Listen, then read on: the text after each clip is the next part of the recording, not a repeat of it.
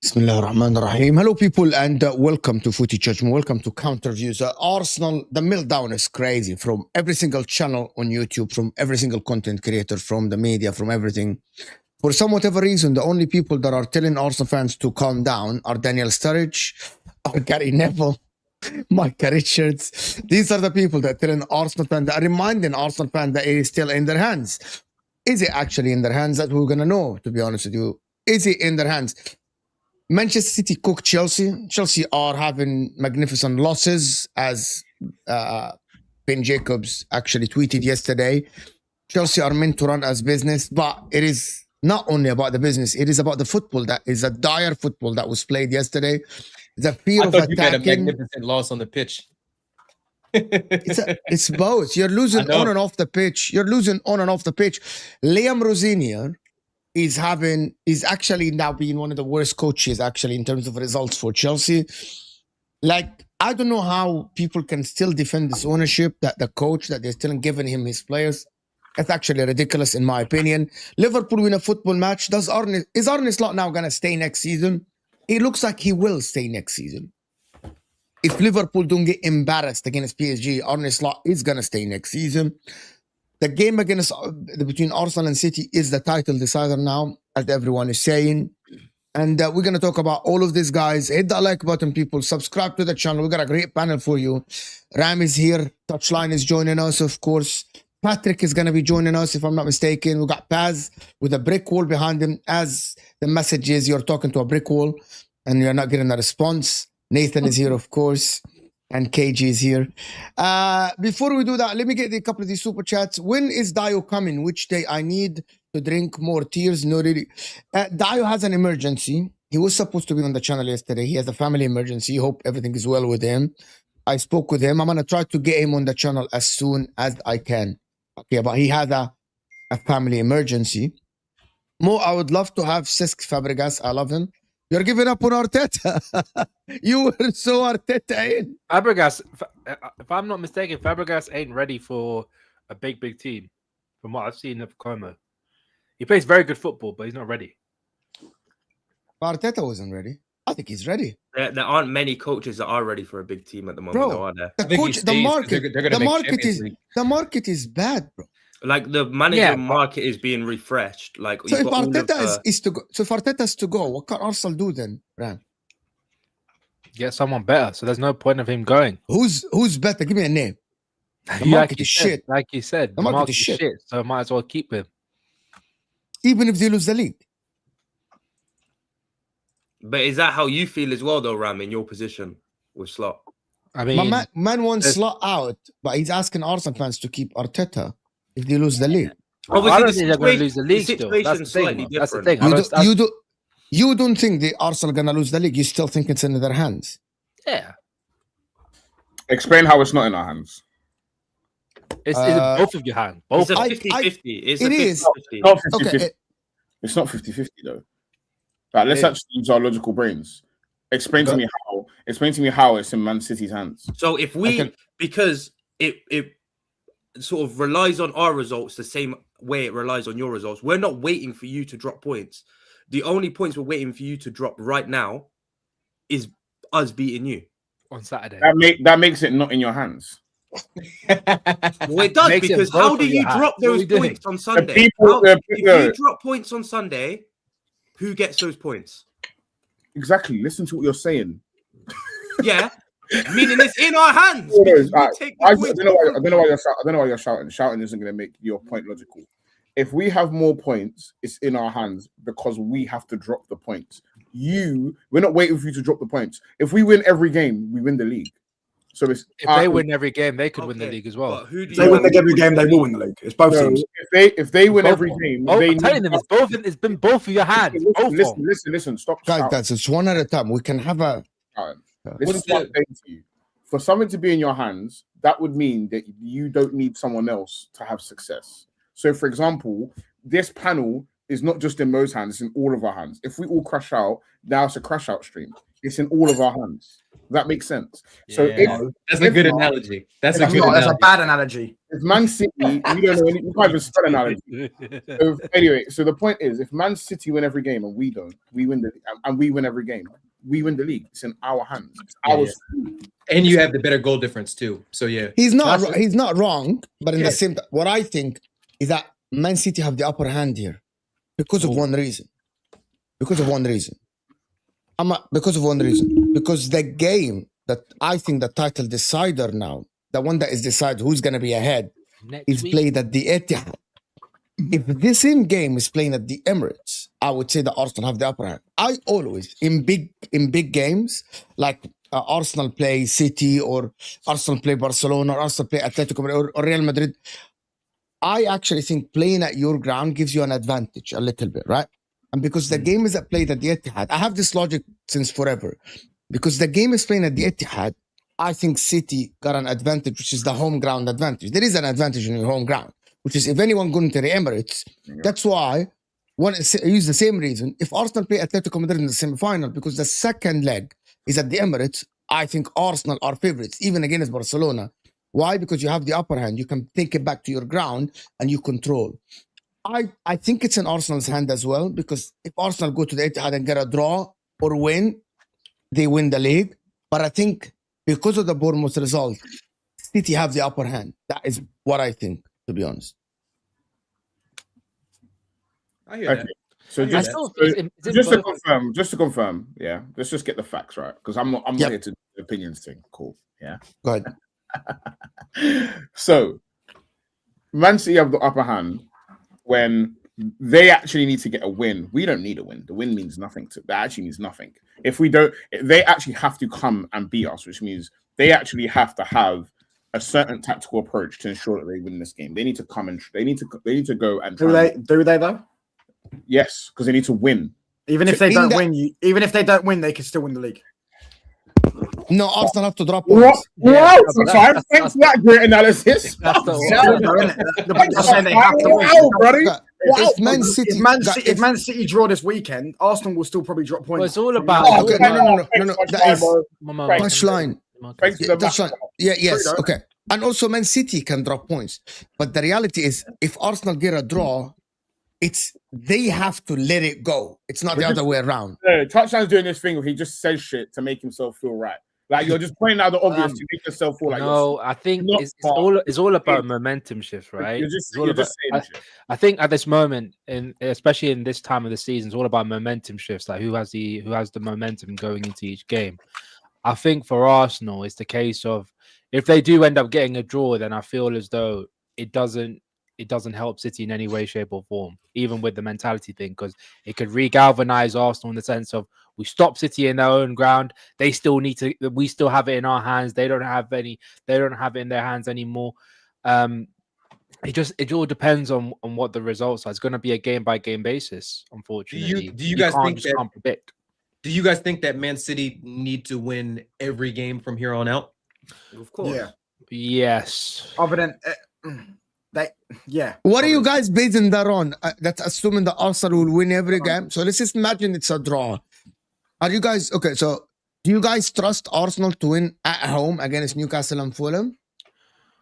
I think Is that a given? No, Is that a given for people? I'd be more worried about Fulham So than I if would City be win their Newcastle. game in hand, they're 3 points behind. If they draw with Arsenal, it's still 3 points. I think they'll end up blitzing like Burnley. They'll get more goal difference than Arsenal, and I think Arsenal will have a game where they at least one more game where they draw or don't win. They don't. The way I see it is both teams only have 3 points nailed on because I can't see either team dropping points to Burnley. But all the rest of the games for both teams could be problematic. So which is why both of us have dropped points to bummier teams. Yeah.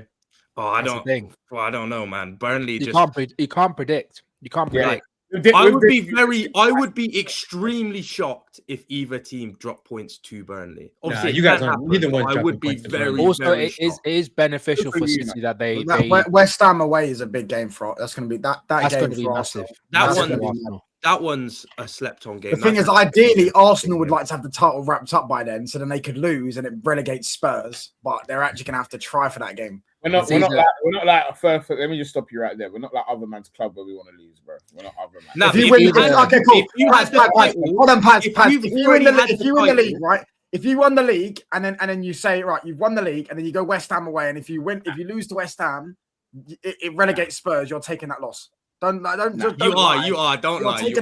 I'm not other man, and I'm not gonna say any names, KG. I'm just saying I don't wish to lose.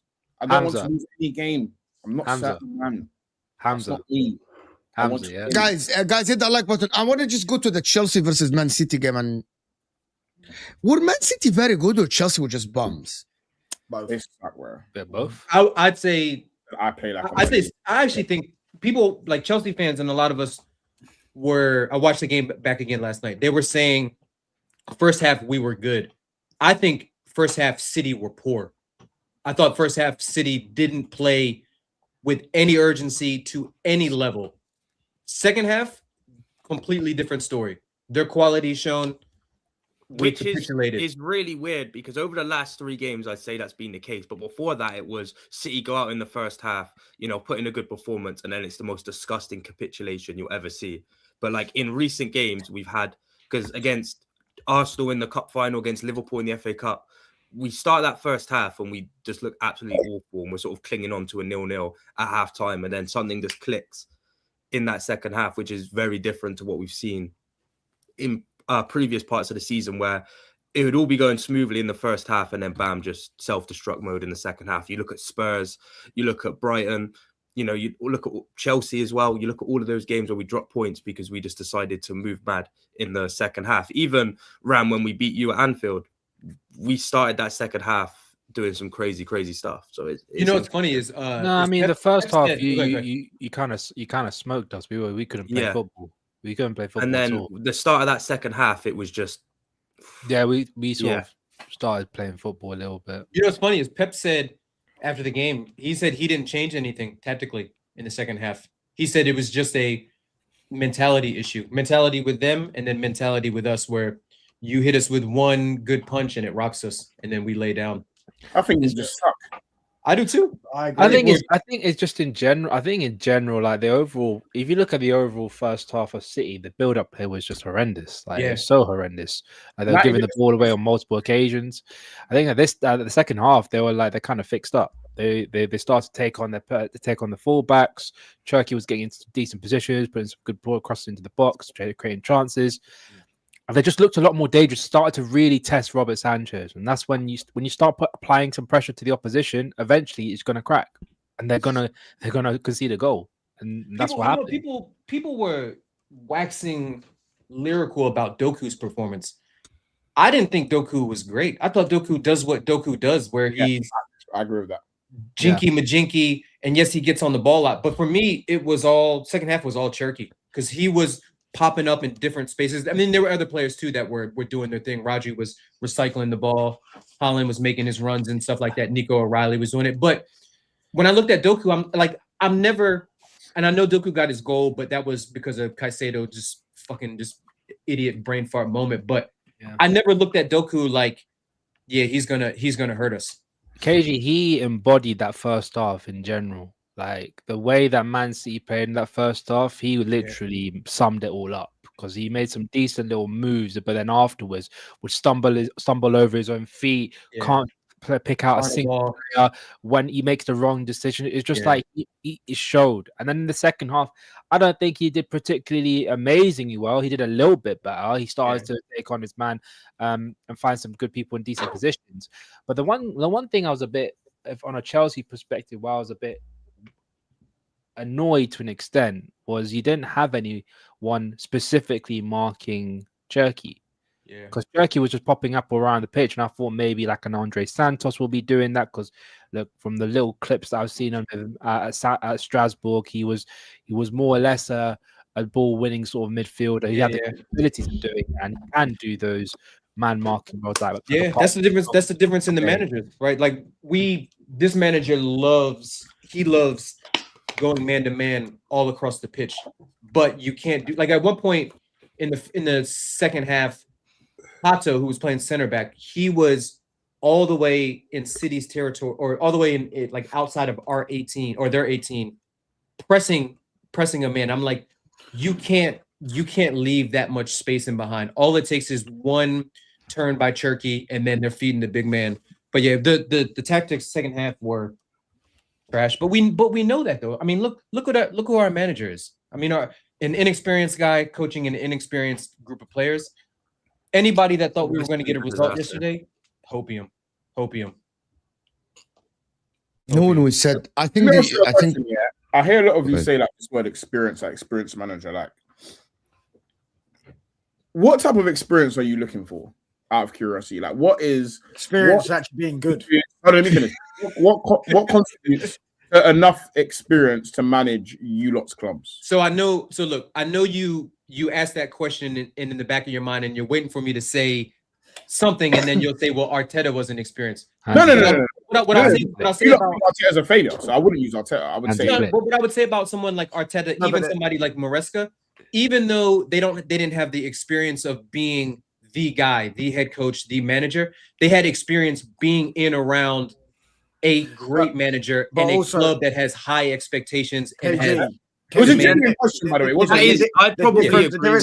It's a very good question, actually. It's a very good question. The thing is, Rosenior has experience, just experience of being a bum. He got sacked by Hull for a reason. You know what I'm saying? Like Maresca and Arteta didn't have experience of being a bum. These guys have experience of being they hadn't have a CV at all. It's not as if you've hired a manager that's, he's only managing for a few years, but it's like, the club that he was at, he was half decent at. You know what I mean? Like he was okay. Touchline. Arteta didn't even have a CV. He only did one level, bro. I swear to God. There's nothing. Rosenior did not want to take the job, but they told him. They said, "You either take the job, or we're getting rid of you at Strasbourg." So he was like, and then to be honest with you, what manager with the touchline's point, right? What manager with that kind of CV, right? That kind of lack of experience is going to turn down a job like Chelsea. Like you're not going to do it. How do you even do at Strasbourg? How do you do that? He had him in Europe. He had him decent versus PSG. It was conference, wasn't it? But did he overachieve at Strasbourg? No. These are genuine questions. I actually genuinely. I don't think he did, KG. He was more or less hovering around the same places. No, Strasbourg definitely got better. But what I would say is, what I would agree with your point, Ram, is Bluco invested a lot of money into Strasbourg. Strasbourg was the second highest spender in Ligue 1 the last 2 seasons. And some of that is because plus a lot of Chelsea players moved Chelsea put people there, which is why their fans actually hate Bluco. Strasbourg fans hate Bluco more than Chelsea fans hate Bluco. It's like, you know what, because Paz, you'll probably recollect this from like a decade ago. Do you remember Vitesse Arnhem? Oh, Chelsea. Yeah. Dutch club. Yellow. That was our old feeder club. They It's were the same not. thing. You know that Vitesse deal was a vibe. But that was Roman though. That was Roman. Yeah, in but that's literally Strasbourg right now, isn't it? Yeah. That, No. have the same places. You know why Vitesse was Bigger worse? league. Because Chelsea. Can I ask? Can I follow up to pass this question? Fuck me, Alex. Because Fuck I was me, thinking Alex. about this. What happens when Liam, Paz Liam, actually asked the decent question? Liam Rosenior have coached about 174 games as a coach. Yeah. Right? Oh, yeah, man, that's mad. We consider him not experienced, right? Why Christian Kivo, who had only 15 games, went to Inter against giants in coaching like Allegri and these guys? He's an And Inter you have to- legend. and you have to think about it's relative to who you're competing against. He's in competing against Man City, but in the same time, he's competing against Antonio Conte and Allegri and some experienced coaches. Mhm. Why is Kivo successful with the Inter in terms of like stats, even show it, like chances created versus chances. And Liam Rosenior is failing with Chelsea completely. And we look at Chelsea and he's failing. What is the difference? Mo? Two things, Mo. And by the way, Christian Kivo had zero coaching experience at 15 games only. Two things, Mo. Well, three things actually, to be fair. One, Christian Kiwi is a legend. No matter legend. What does that have to do with coaching? No, because Frank de Boer was a legend. Ronald Koeman was a legend. There is a lot of legends. Mo, let him finish his that point. failed as man. coaches. Go ahead. Go ahead. The fans were already a take to you because you have an it buys affinity you with time. the club. You even look Liam at Rosenior, when he joined Chelsea fans didn't want him in the first place. They wanted him out from the first get-go. Remember, Hussam did it for Slot. This was Chelsea fans. The majority of Chelsea fans did not want him there. So if a fan base don't want you there, things aren't gonna go well majority of the time. Second thing is your squad was already very settled. Paz. He had world-class Bastonia, world-class DeMarco. I'll be honest, I will never forgive Mo for that streaming. But you had quality players in your team that have gone to been played in the big tournaments, got to Champions League finals, and they've won league titles as well. So you already got a relatively settled squad. I think you won the league title. There's a third thing. Do you mean that the players are the problem or the coach is the problem? Then? It's a bit of both. So, you can't have... why Michael Carrick? Michael Carrick has kind of similar experience that with Rosenior in terms of like No, but it is different because you can have an inexperienced manager and experienced players, and you can have inexperienced players and an experienced manager. But if you mesh both of them together, it's not. You have to produce miracles for it to work. Van Gaal was experienced. He had plenty of experience, man. In the touchline. Van Gaal had no experienced players. Go look at that lineup. He was playing Jackson. Sorry. I mean, he had Di Maria by himself. He's an experienced player. Di Maria left, brother. Di Maria was injured for half the season that he was here. What are you talking about? Who did you have? He had experienced players, but he had a squad full of like he was playing Bothwick, Jackson, Tyler Blackett. You don't even know who these guys are, do you? I know who Tyler Blackett is. Yeah, so Chris Smalling when he was like 20. I've heard of both. Yeah, was it Timothy Foster-Mensah? Okay, we don't want to go into the Man United team. Okay. Januzaj.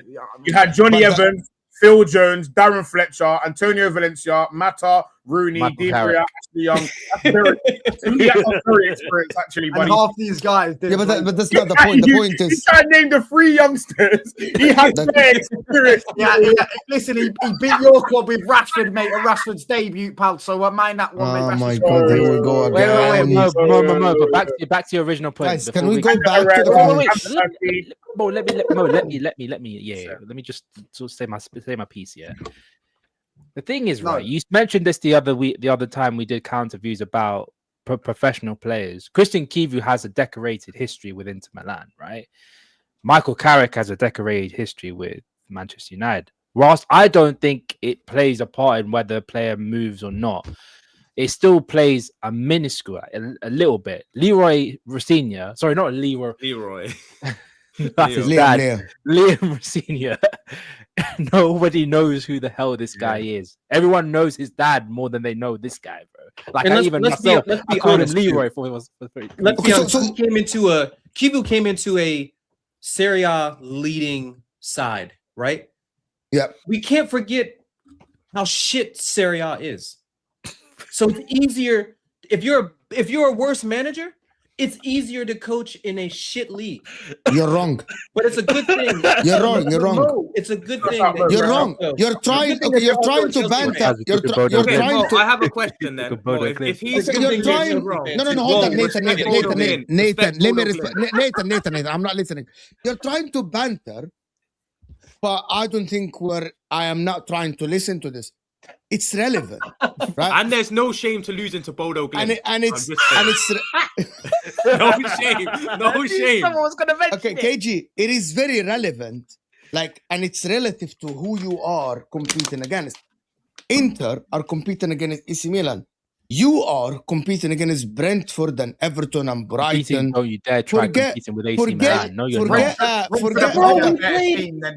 Rosenior played Arsenal 3 times in like 10 days, right? Then we played Man City. Then we played PSG. We played we played United coming up soon. I get what you're saying, right? Like there's definitely teams in there, but Pat talked about this like a month or so ago about when we had the big argument about the quality of the Prem squad. And what we were saying is, yes, maybe the teams at the top and the teams at the bottom aren't as good as some of the Liverpool teams and things like that. But those teams in the middle are better than they've ever been. They have better players. They have better managers. They have more money. Like players are leaving Milan to go to fucking Leeds. Like that's crazy. And this isn't Leeds of 1980 with when they were actually good. So what is your point? My overall point is Serie A is shit. So it's easier to coach in a shit league when you have better players than everyone else. Right? Inter Milan has better players than everybody in that league. Yes, we do. So and I'm not saying that any one of us could go and do that job and still win the Scudetto and things like that. But what I'm saying is it's easier to coach a group of better players against weaker opposition. Do you think if Liam Rosenior went to Inter, he would have won the league? I don't think that's exactly what I want to understand. So you think if Liam Rosenior went, he would have won the league? Where was Inter before? We didn't win. We didn't win the league. We bottled every single competition last season. Mo, Kivu came in mid-season, right? No. Kivu came in the summer. Yeah. Yeah, Mo, you'd be up there. You'd be in a title race. You think Liam Rosenior? So you're watching Liam Rosenior. Sorry, guys. You're watching Liam Rosenior and you're thinking, yeah, this guy is good. He would have led Inter to win the league. That's what you're saying. I think you would be in and around top of the table, in and around it. Maybe you should keep. Maybe Chelsea should keep Liam Rosenior. Actually, I mean, they're going to keep him anyways, so it doesn't really. We're not going to replace him. Like we had the opportunity to replace him with De Zerbi. We had the opportunity to replace him with better managers, and they're not. Our board. You don't want a manager, do you? Your club doesn't want a manager. They don't want. Yeah, they don't. Our they want a yes man head coach. One of our directors said publicly in a quote, he said there's no correlation between success at top level football and who the manager is. That's what we're dealing with. So are you finished as a club then? Because I had a conversation with Quest and Koji yesterday.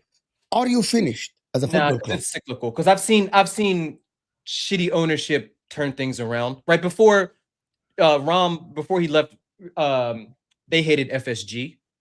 Arsenal fans, past them, used to hate the Cronkies. We want Cronky out. We want Cronky. All that shit. So you can luck your way into certain situations, right? You hit a gold mine in a couple of transfers and things like that.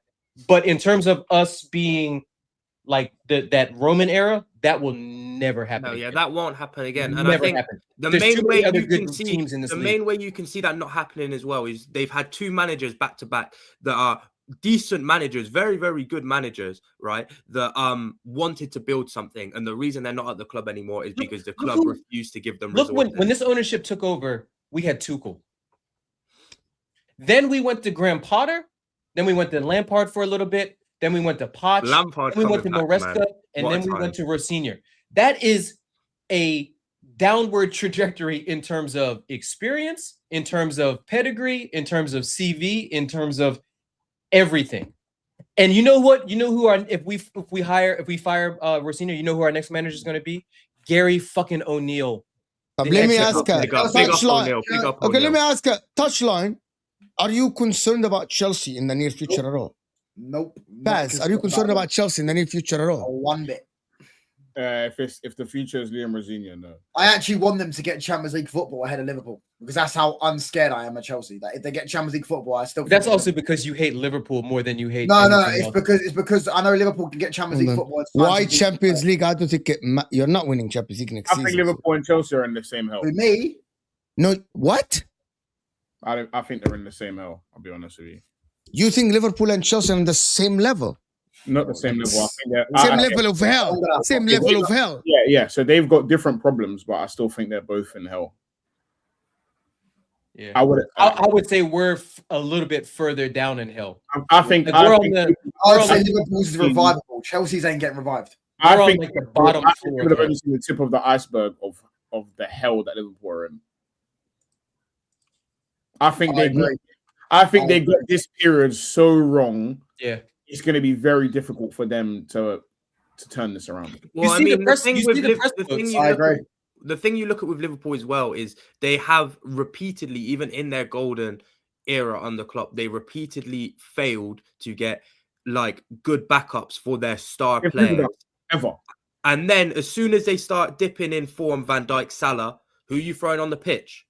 Absolutely nobody, because they've just been like, oh, these guys are world class. They can play every game. Let me ask you a question. Let me ask you a question. How many centre backs do Liverpool have? 3. 4. How long? 4. Okay, let's say 4. And two of them. One of them. Let's say 4. How long has that been the case? How long has their centre back situation been Van Dijk, Konate, and Joe Gomez? For basically 4 years. But yeah. So that means you can see there's a clear issue with. Well, I mean, who did they sell? Who did they sell in the summer, Paz? The fucking sold Ponsa in the summer. They sold all of their mid-level players that people think aren't good enough for the club, but you need them. Yeah, you do. Yeah. Because you can't sit there and have a squad. You can't have a squad of world-class players, right? It's like there's probably fans in your fan base, Paz, that turned up their nose at the fact that you signed Norgard in the summer. When that is a sort of signing you need in depth. Someone that is happy to sit there, come on the pitch when the game's in its latter stages, play the cup games, and give that sort of refresh. You're not going to have a Declan Rice that's happy to sit on the bench and come in when Declan Rice isn't fit. I think Liverpool are fucked. I think this rebuild, they fucked it. I think 100%. I think their manager was too different to what they've been doing well for ages. And I think it's shown by what he's actually trying to do. It just looks like foreign territory for a lot of these players. Well, I mean, do you think that gets better with Alonso, or do you think that gets more? I guess a completely different manager too. But Alonso is, I guess, somewhat closer to a Klopp than but they're still like. Yeah. I don't know. I feel like sometimes, you got to look at your squad. And I feel like people that these football people don't do anymore is they don't look at what their squad is and what a particular manager can get out of that squad. So now it's like a lot of managers being brought in, and for them to do something well, they got to overhaul everything. Where that is instead of tweaking matchups now. Yeah. So what players do I have, and what manager do I think can actually do well with these players that I have? Because it's not even that the Liverpool players are necessarily terrible. I just think they don't go together, and they don't go with the manager. Yeah. So I don't even necessarily think it's that Slot shit, because you might see Slot go somewhere else and do well. Because anyway, my man did just win the fucking league, bro. Yeah, he did just win the league. He can't be that. Is that how you feel when you look at someone like Emery? No, because everything was shit. No, but it's in the sense of like. Can you repeat what you said again, Paz? I think if I was to summarize, you don't think that Arne Slot can be that shit? It's the player. There is an element of the players being bad. I think it's an element of one. I've always said this, even from the beginning of the season. I looked at those players and I thought, matchup wise, and like what they all want to do. I put it this way, if I went and got a team full of Ozils, maybe not Ozil because he's extremely intelligent. He actually does run off the ball. But let's say I got a team full of, I don't know, fucking Xavis, yeah? It's a team full of Xavis. You're going to find there's going to be an issue because Xavi needs a Pedro. He needs people. He needs an Iniesta. He needs someone that's going to sit in between the lines that he can wrap those balls to so that he looks good. There needs to be a squad balance. And when I look at Liverpool, I look at a bunch of people. I've said this loads of times as well. When I look at Liverpool, I look at a bunch of people that want the ball to feet, not a lot of people that want to run in behind. And they sold all of their runners. Whether you think they're shit or not is a completely different argument. Yeah, they sold a lot of runners and unselfish runners. Whether they get the ball and do anything good with it is a completely separate discussion. But what they do is run so that these people can look good. That pass them the ball. Now you have Ekitike, you have Isak, you have Gakpo. I don't think I've even seen a Gakpo run beyond the line in my life. And then you've got you then gone and got Wirtz, and then you've got Salah. Not one of those people are gonna really run beyond the line and receive it in front of them. Yeah. Like, for example, that's why Sterling looks so fucking good, because he was willing to just run like a crackhead 50 times, and KDB knows Sterling's running. So but Pats, do you also think that they don't have the player to find those passes either? No, so even if they I was going to go on to that, bro. We need to stop. So this is a very good question. Then, if Slot was this good, why didn't he recognize the problem that Pat's talking about? Because what makes you think he's the way to sign these players? Slot doesn't sign players, bro. We know that. Mike Edwards is a control freak, bro. Why do you think he left? So why didn't he recognize what he has and utilize the tools that he has? Because I think it's been put together really badly. I think Slot not that bad. Liverpool team is not that bad. I think no, but it's not that bad. Players are bad. Balance is terrible. And I think Slot has been kind of sold That's a bit. That's why I don't get this whole Ekitike and Isak can play in a front three together narrative, because I'm like, they both want to score. They both want to score. They both want to get the ball and score. None of them want to stretch the defense. None of them want to. Well, Ekitike does press, to be fair. None of them want to actually do things opposite to each other. They both want to score. They both want to shoot. So if they're both taking 5 or 6 shots a game and not passing to each other, they're not going to work in a front two. But together. they don't play with each other. They play 3 games with each other. It's not even that. Mo, I said the Liverpool fans are trying to say that next season they're going to have Isak on the striker and Ekitike on the left wing like they were saying at the start of the season, which isn't going to happen because it won't work. Let me ask you why it sucks this season, touchline? Forget it. Why does it suck this season? Hold on. Let me explain that. Yeah. So I'm going to answer it with a question, yeah? Not everything is about balance. Hold on. It is. And Salah's falling off. I'll explain. I would take what he said, the Salah thing. Oh, go ahead. McAllister's falling off. Well, let me ask you a question. It's not even necessarily about fall off, because players don't become shit overnight, yeah? Let me ask you a question. Liverpool last year and the year before that, who were the highest chance creators? Salah, both. And who? Trent. Salah, both. Trent. So Salah, it's basically Salah. Mohamed Salah. He's talking about Liverpool. You don't have to. It's not main character syndrome. You don't have to mention Man United. I thought you meant in the Premier League. It's all right. You've got Mohamed Salah. We'll come to Man United. It's okay. Yeah, you got Mohamed Salah and Trent. What is Trent's best attribute? His passing and vision. What do you need for that? Movers. People to move. What was Salah good at when he was creating chances? Running and make it occupying the right spaces. Cool. What do you need for these chances to be created? People to move well. Cool. So then you've gone and got rid of Jota, you've got rid of Nunez, you got rid of Diaz. What do all 3 of them do well? Run. They all run like a crackhead. Then you've gone and replaced them with Wirtz, Ekitike, Isak. What are these people known for doing? Asking ball to feet. They're completely different humans, bro. Yeah. So Salah's gonna look shitter, and if Trent was here, he'd look shitter as well. Yeah. So the reality is, what you've gone and done is you've thrown off the entire balance of the squad. And said, not deal with it. So people are gonna blame Slot and say, "Oh, Slot, you don't do this." There is no balance that these are gonna achieve with this squad that is gonna look unbelievable. By the way, we aced Paz's quiz. Me and Mo were answering all the questions. And as well, when you even look at Liverpool, at least a decent conversation. He's trying to reach a point, and I'm answering why, because his questions are meant to. This is how conversation goes. His questions are meant to lead us to a point for him to land the plane. But I disagree with him. I disagree with him in one thing. There is not only one way of playing. Like, I think one of the main problems is what Thierry Henry said, is that they were so reliant on Mohamed Salah to lead the team offensively that because Mohamed Salah can't run anymore, they needed him to be closer to goal. I agree with that, Mo. I agree with that. Like Mohamed Salah cannot make a 40-yard gap. He can make 20 now. And Salah is asking him to do the 40-yard gap. I agree with that. I agree that there's more than one way to play. But if you're saying you're going to go from a squad that's been 8 years playing this one way, surely he needs a bit of time to change and play another way, not 1 year and say he should win the league straight away. Yeah, but they suck. Is that not logic? Yeah, but Yeah, plus as well, You're asking to change everything. as well. You're asking to change everything. Yeah, You yeah, have yeah. to realize Too as much, it well, was too and much this change too quickly. Yeah, that's a very drastic change. Those two Yeah. play styles. Yeah, Very drastic change. So for you, The to reality is they So to conclude what Paz, before I get touchline stick, it's a very good thing.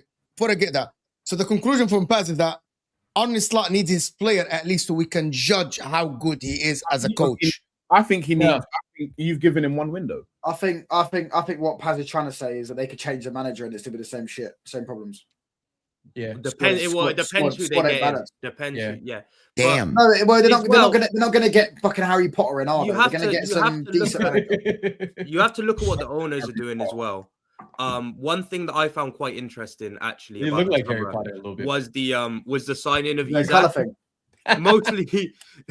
Mostly because I don't even think they signed him because they wanted him or because they needed him, but they signed him as a way to sort of try flex their muscles in the market and be like, oh look, we can actually You know, they tried to act like a big club for once, and instead of, you remember for years Liverpool fans used to be the net spin champions. Oh, we do it the right way over here. We don't go out there and splash all the money. And then what did they do? They tried to act like Chelsea. They tried to act like Man City and drop the dough, and they fucked up just like we've done in the past.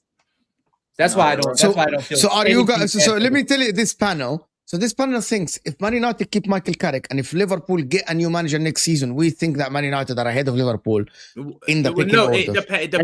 I just want to get a straight. I want to get a straight answer from people. I just want to get a straight answer from people. I know you're doing. I know you're doing. I know. I want to get a straight answer from people. You know what I mean? Answer though, because You can. I'm gonna leave you. Definitely can. Because hold on, pass. Hold on, pass. Nathan, I'm gonna get if Chelsea keep Rosenior and Man United keep Carrick, who is ahead in the picking order? Oh, behave, man. That's not even a question, bro. Chelsea can go chat to Brentford in there. Let me ask him the question. Stop yelling. Nathan, go ahead. it is United, yeah. Okay, so why can't you answer the same question about Liverpool and because it's different. if you agree, it's different. because about 10 minutes ago you agreed with Spurs about they are in the same hell. Chelsea and Liverpool. We know what Chelsea's recruitment's going to look like. We already know what Chelsea's recruitment's going to look like. They're going to sign a bunch of people we've never ever heard of, right? And maybe a few people that have had one or two good games for their club that they can flip for a profit. Whereas United and Liverpool, we don't know who they're going to sign, right? You look at even what Liverpool did in the summer and what United have done in summers under Amorim. They'll just buy players that just for the sake of buying players to keep the fans happy, but they're buying players that aren't going to fit in the manager's style of play. So they're basically rendered useless and a waste of money. So when did we do that? Everyone assumed that Man United is coming back to the top. Like, even though like this is the same movie we've seen before. Like everyone. That's not. That's a lie. That's a lie. Don't everyone lie. assumed. Don't lie. It's not the same movie you've seen before. That's a straight up lie. We've got a completely different new structure. Completely. And last summer we spent. Okay, before we go to Man United, can I do the super chats related to Liverpool? Yeah, go on. Okay, Doku provides the fear element. Okay, go ahead, touchline. Read the fucking super chat. I'm just saying, because you go ahead, fucking read the super chat. Doku provides the lead fear the fucking element. show. Doku provides a fear element with him. Man marking is impossible, which gives his team more possession. He needs no GA. Give him credit. That reminds me of a certain other Belgian that used to play for Chelsea. Who you Liverpool fans always discredit. Hey, Touch, Mo owes you $5 for reading that super chat. So make sure you get your money. Yeah, get your money out. Get your money. he owes him a lot more than that. The money. With all the super chats that Touchline brings into the show. What a super chat. By the way, guys, Touchline have a bet from someone that told him here. They bet on 500 quid sent to his channel. I can't remember what happened. I can't remember what happened. I give it. It was actually two. It was one £500 bet that Man United won't challenge for the league next season. And no. Hold on. It might have been £500 bet that Liverpool don't challenge for the league next season because I said Liverpool won't. Yes. It wasn't like a bet that as in if I lose, I have to pay him. It's just if I win. If they are like, and there was another one. What kind of idiot is betting that? Yeah, because Liverpool fan, they're deluded, mate. They're the most deluded bunch on earth, mate. Planet world sport. Hold on. Okay, I want to just let me do the super chat. خلاص. Daniel, who's that in your background? Who's that in your background? Billie Eilish, yeah. What? Yeah, that's What? that. That's shameful. dark. That's My shameful. background's much better. Anyways. I got- Okay, Well, I want to just talk about Doku here.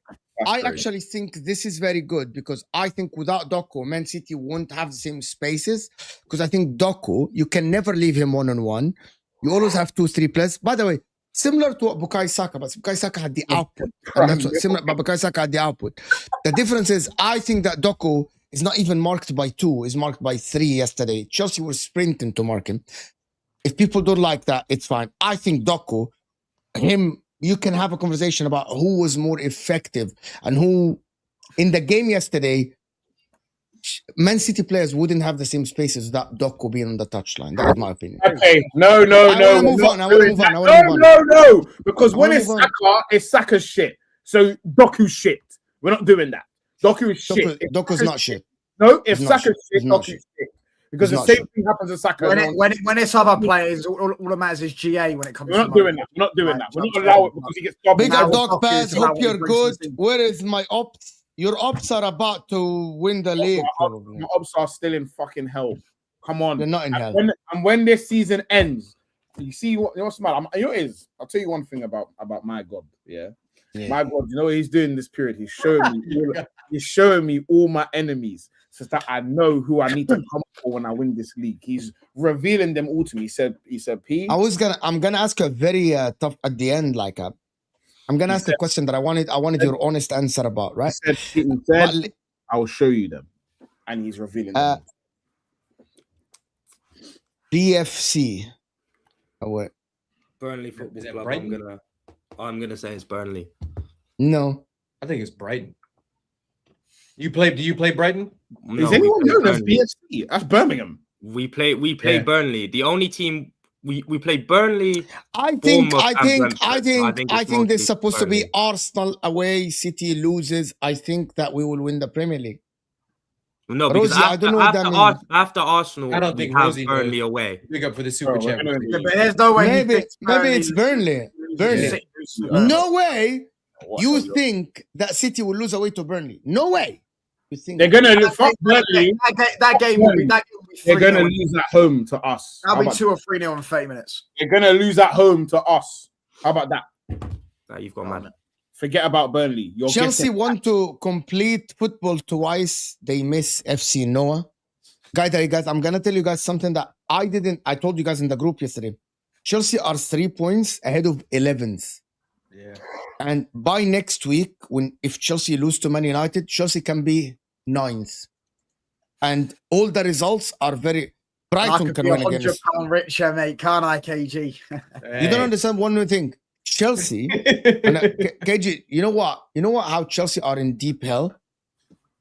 Chelsea, the talk was they're supposed to finish within single digits from the league leaders. Chelsea are double digits behind Manchester United, who are 3rd. Yeah. We're closer, like you said, we're closer If to Man United win today, yes. Yeah. It's actually nuts. Wallah al-Azim, I could not imagine this in the beginning. To the panel, from 1 to 10, how much do Mikel Arteta do you rate? 5 out of 10. Nathan. 7. I'm torn between, I'd say 7.5. There's definitely things Paz. that I don't like. Mikel Arteta.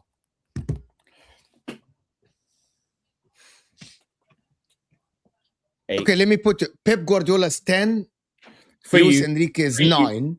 For you. There's some is 10 as well. For you. He's 10 for you. And I hear you. On your scale. Big up your scale, innit? What is your scale then? Who's the manager that gets? Who's the benchmark? You have to get a benchmark. Give me the benchmark in the world now. My benchmark. Yeah, give me your benchmark, and then we go. Let him answer. Arteta. So you think Arteta is the benchmark, and then everyone else gets This rated? is Arteta's 8. Where did I say anything about a benchmark? I asked you. So what is the benchmark? Who's your benchmark? Is it the 10? Most clip farming right now, Paz. Don't. Yeah, I'm airing you. He's clip farming. I gave him an 8 and move on in it.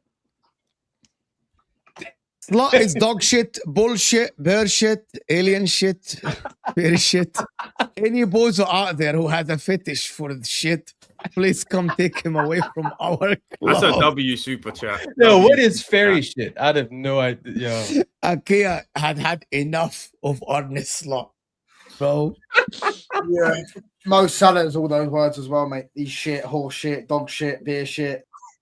Man said, Man, we're moving on.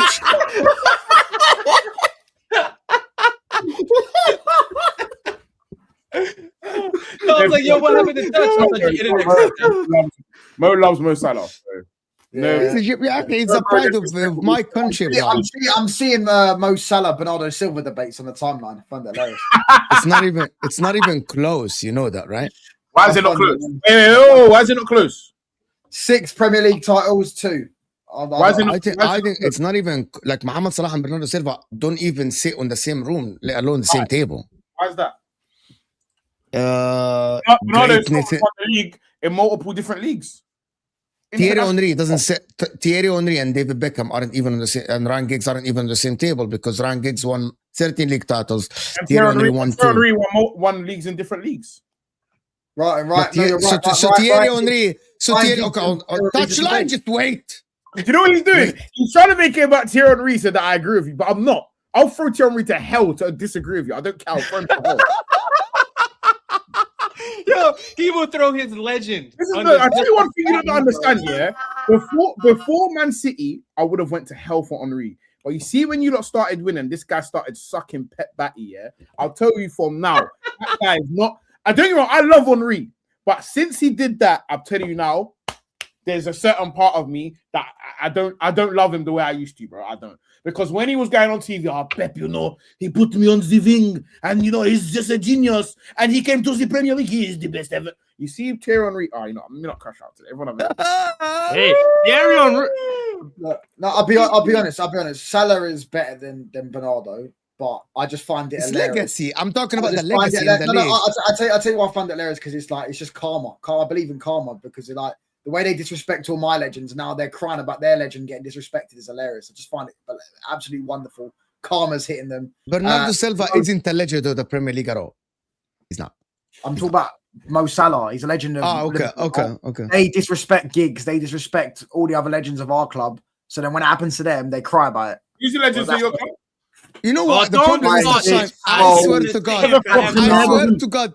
I swear to God. I Well, struggle. you better hear about them, mate, because they won more than your club. Mate. They won more than your club, pal. Who's no. Who's the legends? Okay, who do you consider legends at Man United? Giggs, Cantona, Cristiano Ronaldo? Hold on. He asked me the question. Giggs, Cantona, Ronaldo, Scholes, Robson, Cantona, Rooney, Vidic, Ferdinand, Van der Sar, Schmeichel, Schmeichel, Andy Cole, Solskjaer.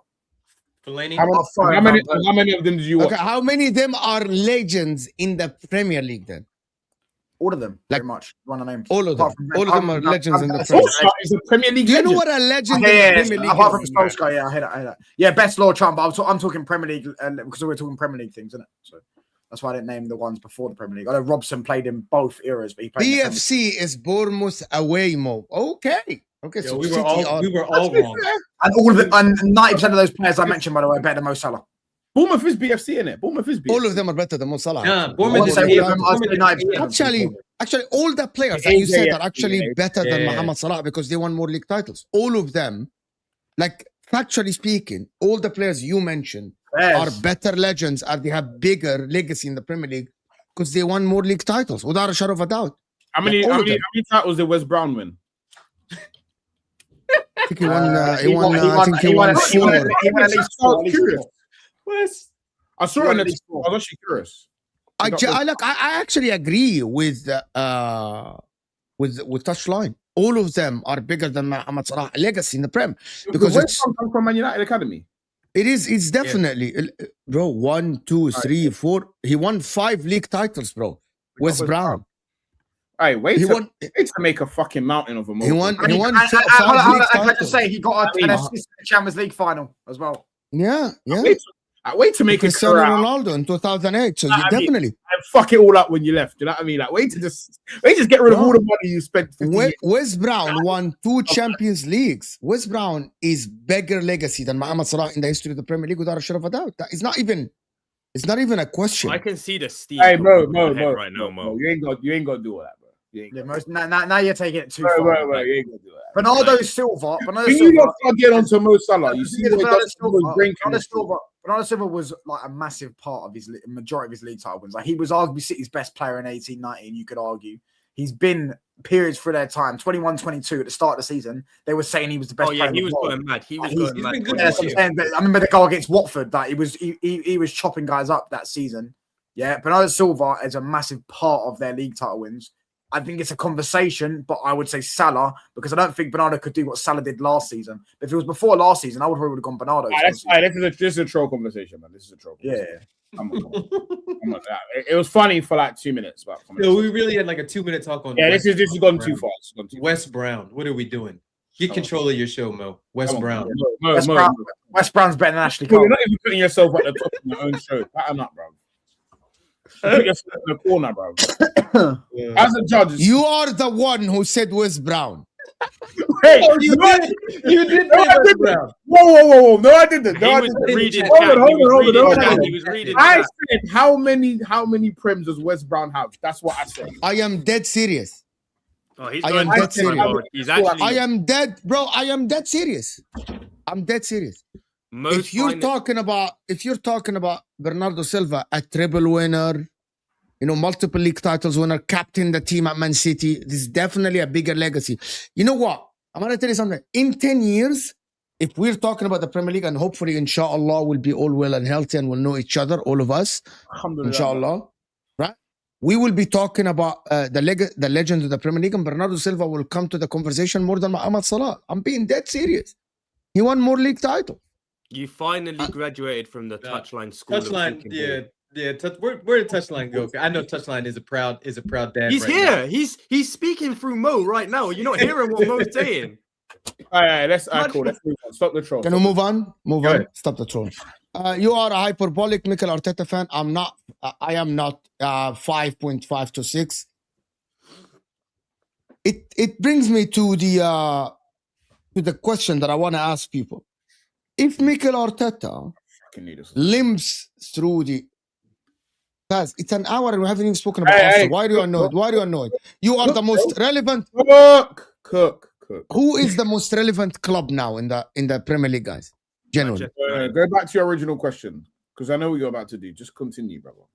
What am I about to do? Okay, here you go. You maybe ask the question. Most relevant club in English football. Mikel Arteta limps to the line over the line. That'll be it, pal. We'll talk about. Will you still keep him? Talk about Cunha and Mbeumo, bro. No, they care about big boy Man United. No one cares about Cunha and Mbeumo, bro. Yeah, that's why there's a song about it trending, mate. Cunha, Bruno. And it's Cunha, your fucking song. Bruno. You lot made it. You lot fucking. It's viral amongst you lot. That's it. Yeah, mate. You lot. Biggest club in the world, mate. That's what we are, mate. You know that. You're not the biggest, bro. You're not even the biggest in Manchester. You're not even the biggest in London, mate. So know what you're on about. Same others, you think that? Same others, you think we're not the biggest.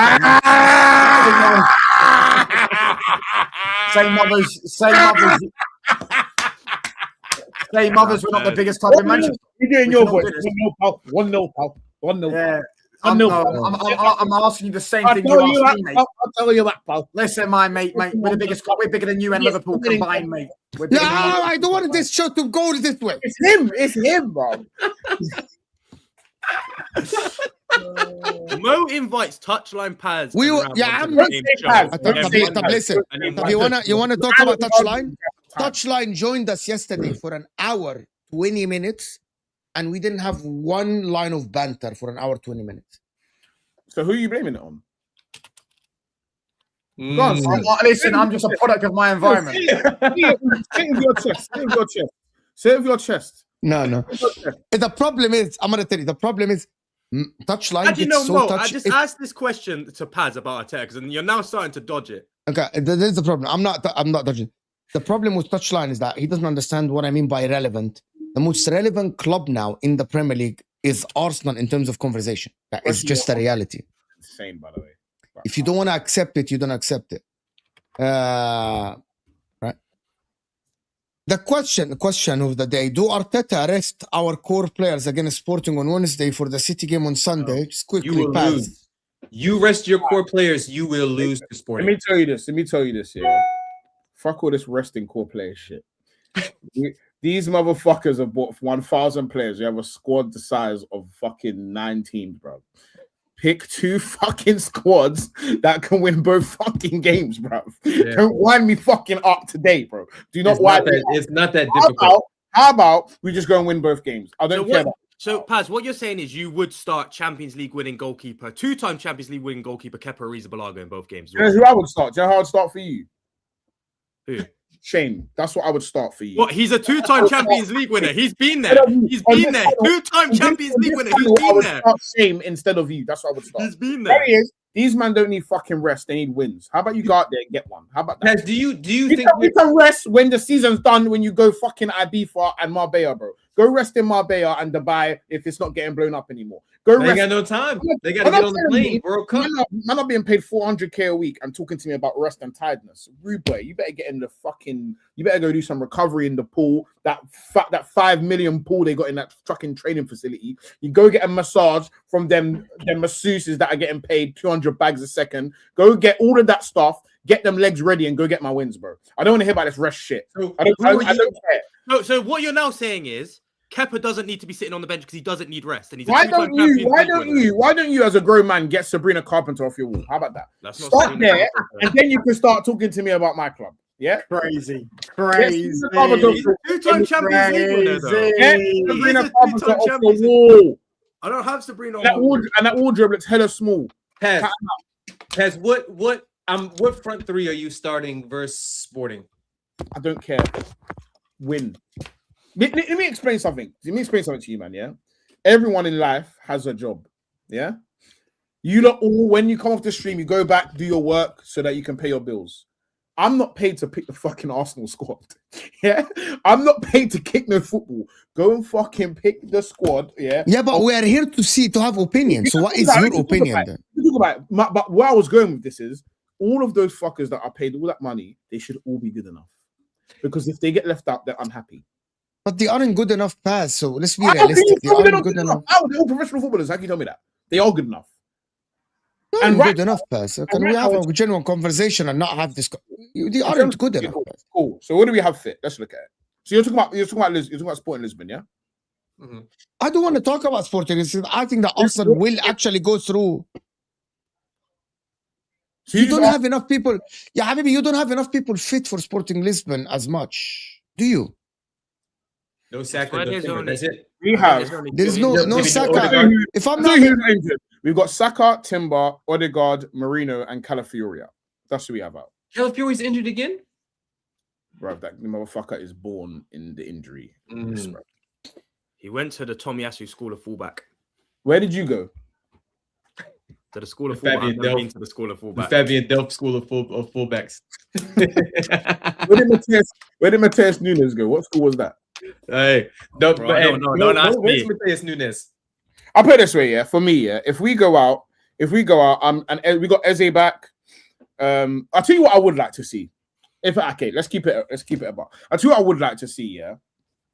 I would like to see a different midfield because I think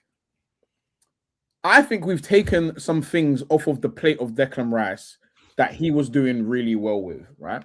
Such as an example would be the box crashing element of his game, and I can't really understand why that is. Like, why don't we see Declan Rice really in the box anymore?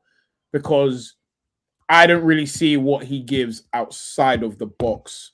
That when we see Odegaard and Eze outside of the box and Zubimendi outside the box, I'm not sure why I need a 6'2" sideways passer outside of the box when everyone else can do that.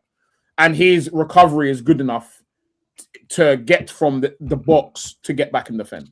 I would like to see something different from our midfield because I'm kind of sick of watching Zubimendi and Rice. And it's not that I dislike any of those players. At this current moment, I don't love Zubimendi. But I would like to see something different because as it stands, it kind of stinks. And to say, like, whoever said Declan Rice would score goals, you're moving insane. And then you definitely don't want to see Havertz in the 10 because that was mad. You're talking bare when you're winging, just shaking Nyash on the wing, and you're saying, "Can I ask a question about Zubamendi though? What was he always this bad? Or what happened? No, don't ask that question, Mo. Don't ask that question. Missed your signing of the season. The first half of the season, Zubamendi was looking mental. Second half of the season, he's taking the piss, and he doesn't want to pass the ball forward. But it's also, I'd say it's not just him, but at the same time, I see a lot of times where he gets the ball, turns around, and he just don't fucking fancy it. He just don't fancy passing forward. And I think now there's this culture where, like, I put it this way, yeah, if I'm a 10, yeah, or I'm a striker, and I know Zubamendi's getting the ball, he ain't pass it to me, I'm probably gonna stop moving for it. Yeah. Do you know? I'm probably like, it might not be conscious at the front of my head, but I'm probably No, you're not going to get the ball, so why make the move? I'm going to think this guy's a push show. He's not going to be the ball. I put it this way. Let's take Sterling, yeah? If KDB stopped passing to Sterling all the time, Sterling's going to think this fucking dickhead's not even passing me the ball. I'm not going to go through the pain of making this run for you to just ignore me. You stop it. Yeah. I think somebody like, fuck off. Because there's a lot of talk about Zubamendi being benched. And then... Either someone's role's got to change, or someone's gonna have to sit out for a second, bro. Who do you want to come in for Zubamendi? Norgard? See, this is the issue. One thing about Arsenal that we do is everything is like for like. Yeah, everything. Our subs, when we make changes to the squad, everything is always like for like. But if we're unhappy with the way things are playing, maybe it's time for a different profile and a different type of where I speak about Liverpool is. Maybe it's time for a different combination of attributes here. And we know what we can get from Declan Rice. We know what we can get from Zubamendi. Some of them we just don't need together all the time. I'm not saying never, but sometimes different games need different things. And I would like to see us go to Sporting Lisbon at our own gaff and play a little bit more expansive. Not necessarily expansive, but aggressive in the moments that require us to be aggressive. Because I don't want to take the risk. It's not even necessarily. See, this is what I'm saying. Like, you see this word risk. I don't want to play risky football. I want to understand when our moments are to go and do it. Whereas I feel like we have moments to go and we just don't go. And I don't think that's risk. I think that's everyone just not doing things that we need to do. And I'll give you an example, yeah. So let's say we have them pinned in, for example, and they're all here. There's a gap here where we could give up a certain position, but we don't need 6 people in a line like this. Yeah. We don't need 6 of you to keep that same control. One of you can break that structure without killing our whole essence of control. Only thing, and what Zubamendi and Rice together now is there's absolutely no break of structure at any point for us to go and actually cause people problems. So and for me, that's quite frustrating to watch. Pat, so who is that on more to break that structure? Do you think it's more on the players saying, you know what, or do you think it's a combination of players and instructions from Arteta? I'll put it this way, yeah. If we let's say next game we play the same way, look at Arteta on the touchline. Yeah, and then come up with your own synopsis on who you think it is. Yeah. Because I watch Arteta screaming at our back line to squeeze up the pitch for 70% of the game. Yeah. I watch him tell people to go forward for 70% of the game. Yeah. So for me, like, we can say it's Arteta. We can say, but that now what you're saying is Arteta is going in the change room saying one thing, going on the pitch and saying another.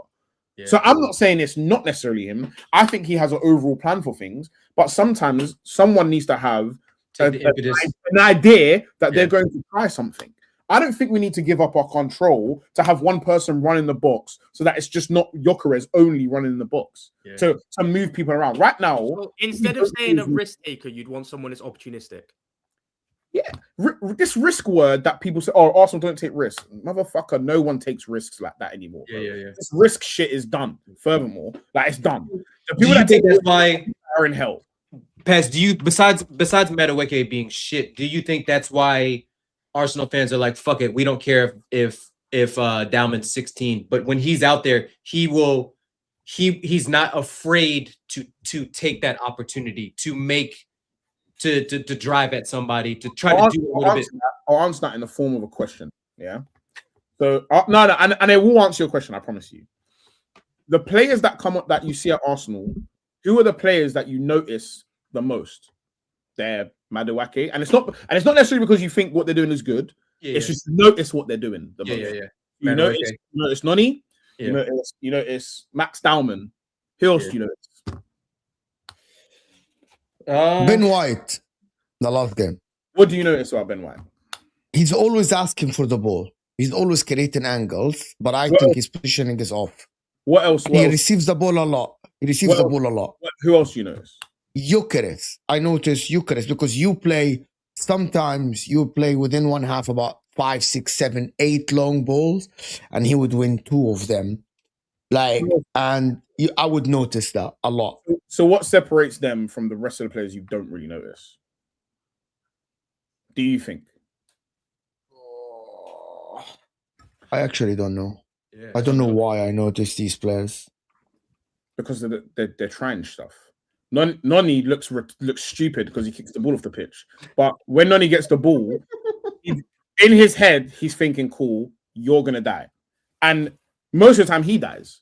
But at the same time, his thought is you're going to die. Same with Max Dowman. He's thinking, cool, how am I going to make this guy die? And to an extent with Ben White, he's got a very aggressive play style. Whereas Martinelli kind of used to have that. You don't notice him anymore because he doesn't do it anymore. He just doesn't fucking do it anymore. Trossard used to actually have that. He used to have this spark thing. I think he's just getting slower and older now. He just turns around bare. He just turns around bare. There's not much of the ball leaving his feet. We have a lot of players where the ball just doesn't leave our players' feet to create something. Do you think backwards and boring because people are just. It's also, but there's also the issue of the fact that the runs aren't there to play these balls anyway. But that's the point of breaking the structure. When people are making runs, there's passes to play. It's the same as Liverpool. If someone makes the run, there's a pass to play. If no one makes a run, there is no pass. It doesn't matter if you're Xavi, Pirlo, Iniesta, KDB. If no one makes a run, there is no pass. Yeah. A brilliant pass is 2 sides to it. Someone needs to run, bro. And right now, we don't break structure to make those runs, bro. How are you confident that you're going to win the league then? Because we are still cocking people playing the same way. But you haven't over the last 10 games. I went through this. For me, I don't think that's the point. So the problems I suggest to you with this team are things that someone can change in one day. So what do you think Arteta will change these things? But by fucking God's grace. I can't tell you what he's chatting to him about, but I hope he does. What's their form of the last 10 games? Sorry? Mo, what's their form? In the only thing that people keep telling me, that's one of the things that a lot of people like. People come to my chat and they come to my comment section and say, we warned you about Arsenal. You were wrong. You praised him. So I went and checked. Even when Arsenal, people used to say that Arsenal were not good, Arsenal used to still create in open play more than from 1 to 3 XG in every game. In the last 10 games from open play, Arsenal have not created more than 1 XG in any game, even when they won. Apart from we've been missing all of our creative players. Though. Well, can I finish the point, please? Just quickly, you look at the goal against Sporting. Where does that goal come about? Because Martinelli decides, I'm going to cut inside. I'm going to cut inside and then think that one over. Take a risky pass. I know you don't really like that word, Paz, but it's a risky pass. Havertz kills it, one touch, bang, goal. But where's the run? The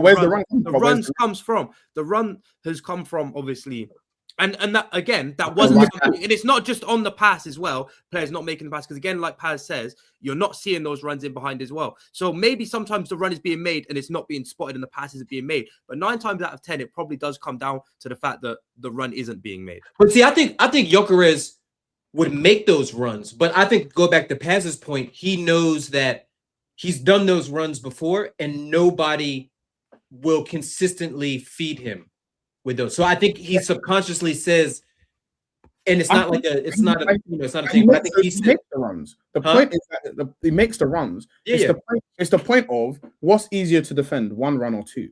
Yeah. 1. And it's just one motherfucker making the run in the box. If there's one man in the box, it's 2-on-1 every time. Whereas that goal you're talking about, if you watch it, it comes from midfield because you have now it requires these people to actually talk to each other, and now there's a problem you're causing with them because you're breaking the structure. They're not marking Kai Havertz; he's running from an area, so they have to hand him off to somebody else. Well, that is where you create these problems where people have to communicate. That's where chaos. That's where you get chaos, and that's where you get chances. I mean, KG, why did we score against our first goal against you? Because the crosses come in, and who's everyone wanting to mark? Because we suck. Everyone's wanting to mark Haaland. Yeah, the problem is Nico O'Reilly does this every game 2, 3, 4, 5 times. Yeah. And also, I'm going to say something. It doesn't help that Kai Havertz, when Arsenal bypassed the Bournemouth press last game, he just passes the ball to the opposition, just giving them the ball. He just came back, though. Like, he actually just... Are we going to keep saying the Arsenal player came back? Yes, but he's also playing in the position... Hold on. He was also everyone else. Mo, he was also being played in the position that has been shown that he's not the best in, where they're going to get the best from him. So he's just by the way, injury. Hold on. You've done it for Cole Palmer for 3 years. What are we doing here, bro? You know, I've been telling me Cole Palmer just came back for 9 years. So why can't I say... So Arsenal problems is players are coming back then. So if Arsenal lose the league, if Arsenal lose the league, it will be because players are coming back. I don't think that's what he said. That's not what he said. You actually have you're talking like you're 13. Have some shame and decorum. I am not. I am saying that there are simple passes that has nothing to do with you coming back from injury. Kai Havertz missed a simple pass for a professional footballer. Reboy, when Cole Palmer can't run 5 minutes, you lot are telling me it's because he did. Yeah, I'm a fuck Cole Palmer. I don't give a fuck about Cole Palmer. I'm talking about Kai Havertz. You also told me Isak ain't got a pre-season. Is he not a professional footballer that just got bought for 150 Yes, mil? you cannot make no. If we're making mistakes, I am answering you. You're not. You don't want to listen. I heard you don't want to listen. That's not shit. For Arsenal and another rule for. How is that shit? It is. It is shit because it's one. Kai Havertz missing simple passes. That has nothing to do with him coming back from injury. When Mo Salah was coming back, you was making these excuses. I don't make the excuses. I didn't say anything about Mohamed Salah. Hold on, how many excuses? What the fuck is excuses here? Hold on. How many excuses have you made for Mo Salah this year? What does this have to do with him missing simple passes? Because when Mo Salah was doing it, you're telling me he's a scapegoat. I never said what you said. You just say Kai Havertz is shit. And by the way, you are saying stuff that I didn't say about Mohamed Salah. Hold on. So okay, say Mohamed Salah is playing shit and there's no excuse for it then. He's playing shit, of course. He's getting all this playing shit. The second part is the important part. What does this have to do with simple? If Mohamed, bro, if you're coming back from an injury and pass, let's be realistic.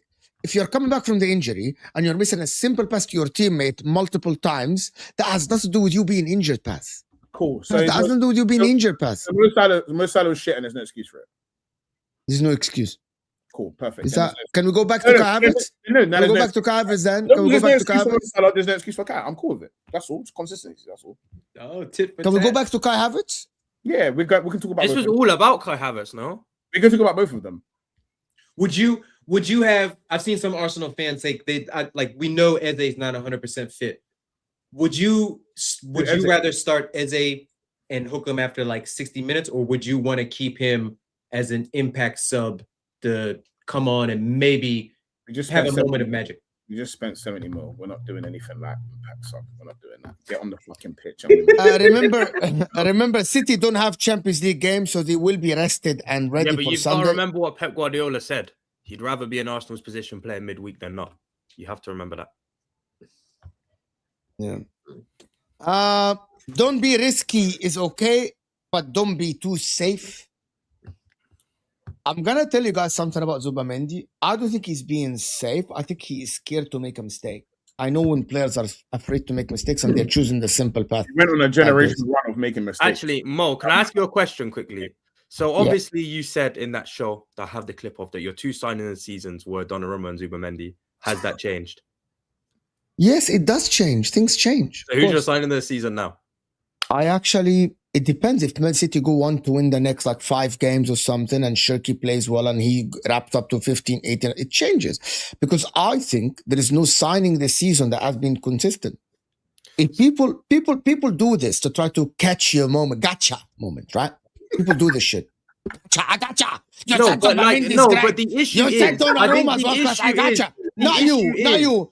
Not you. Okay, let me finish now. You asked me a question. Let me finish now. It's gotcha moment. You said Zubimendi. That was funny. When we were doing analysis of Zubamendi's game in the beginning of the season, people were saying Zubamendi, interceptions is up there, tackles is up there, passing forward up there. He scored goals for Arsenal, outside the box, inside the box. He played well for 5 months. Something happened. It may be the coach. It's maybe he's afraid. It's maybe pressure. There is maybe a lot of reasons why he would start playing bad. It's from the mistake of Man United, right? For example, people are saying Bruno was shit in the beginning of the season for a reason, but we knew the reason. He was playing deeper. He was being asked to do stuff. People say, but you said Donnarumma was great. Yes, he is still one of the reasons why City are in a title race.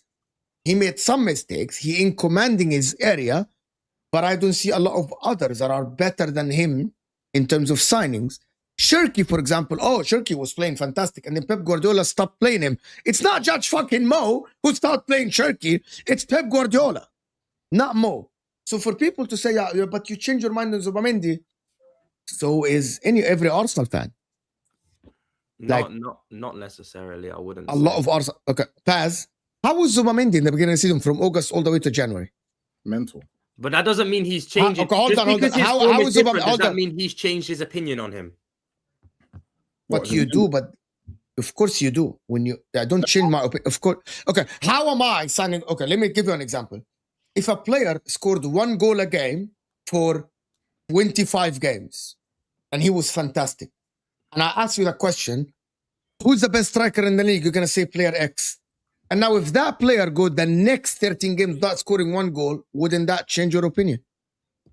It would change my opinion on who the best player is in the league. Yes, It's but logical, right? you're saying it goes from one Logical. season to another. You literally said this, and then within 3 weeks, your opinion on both players has changed. No, because Zubamendi was doing great for Arsenal, and then since the Man United, not 3 weeks, since the Man United game, he started making mistakes. How is that hard to understand? I think Zubamendi just needs to watch a game, sit on the side and watch a game. Bro. But that's fine. How but- is that hard to understand? No, because my main issue is the Donnarumma one. Because Donnarumma, It's was called, there is doing- something in life called new information means new opinion. What I Yeah, mean but by this, Donnarumma was doing those crazy things from corners, yeah, and the crazy Right. things with his feet all season. actually Donnarumma, that's actually factually not correct. It's actually Donnarumma improved massively his ball distribution, and then for some whatever reason, Pep Guardiola changed the style, and the passes are not there anymore. Just to let you know, you can go check the stats But if you the want. corners though, he was always a fraud on that. Probably. Always a fraud on that. Corners But are anyway, Uh, we can continue. I also think he's got to be forgiven from corners because realistically, that shit is new in the Prem, bro. That shit is not anywhere else. So he's got. Nah, he's but got- I don't know. Someone his size should be able to command a box. Bro, have you barely better than that. actually watched these corners, bro? As a real life corner terrorist when I was younger, I'll tell you now, yeah, if you actually watch these corners in the Prem and imagine being a goalie, I promise you that shit is difficult as in hell. you were whipping in demon corners, or you No, were no, doing I'm crazy ones? the person that's pinching the goalie. I stand on the keeper's toes. I'm Personally, I stand saying on the keeper's what toes. they're doing now, bro, is next level terrorism. And he just got here. And I can't even believe I'm even being impartial for the ops. But the point is, I wouldn't be getting onto Donnarumma for not being able to go with the corners this year because they are a completely new level to what he's been doing in the French league, bro. Where the centre backs look like 5'9" wingers, bro. Like it's not the same thing, bro. Like I genuinely think I'd give him a year and before I get onto him. Let me get this. Okay, I want to ask a question. The touchline sent me something that I saw yesterday as well, but I don't know how reliant that news is. When Havertz missed that easy header, you blame that from injury. That's for Paz. That's an Arsenal fan. I blame rough when you don't play. I put it this way: when you don't do something for a while. By an example, like if you sit on a chair for a year and you don't walk when you get up to walk, that walking is going to be a lot more difficult. That's called rust when you haven't done something for a while. Yes. So sometimes when you haven't done something for a while, you're going to make body mistakes when you do it. The same way I haven't played FIFA in a long time, but if I played you when I played FIFA, I'd absolutely batter you. But now I would make certain mistakes because I haven't played it in a while. That is called rustiness and irregularity. Hope that helps, buddy. Fair. Do you play for Paz, set pieces on FIFA, Paz? I actually do. That's why it's mad. As the instructions now might be correct, but if he developed the players in a way that is in contentions with them, they won't be able to follow him. I disagree. You're not that.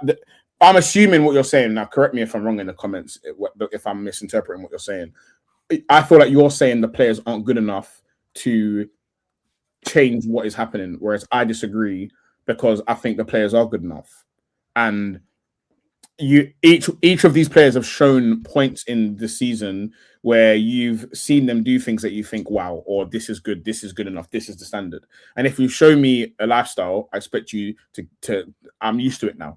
Keep it that level. That's what I would say. I think they are good enough. Pep showed other teams how to counter us. I like Arteta, but a top coach would have adapted within a game. We are on game 3, barely even trying to adjust. Now, just to respond to you, JT, I think you kind of broke the press of Bournemouth a couple of times, but the players failed to actually make things happen. You had 4-on-4, you had 3-on-3, and I think that proves that he can do it. The problem is the execution is not as good. That's what you think, JT. Like, we saw Kai Havertz running behind. We saw Declan Rice playing quickly. He just failed that final pass. And that is not on the... Can I also say, how can a man who hasn't figured us out really in the last 4 years give everyone else the blueprint of how to play against us? That doesn't even make sense. Yeah, but he did. Iraola said, I copy Pep. He's beat us once in 4 years. How is that showing people? Yeah, but Iraola said that he beat us once in 4 years, and he beat a version of us that is a bag of That's shit. a lie. That's a straight lie. Please look up yourself, little bro. Once in 3 years, not 4 years.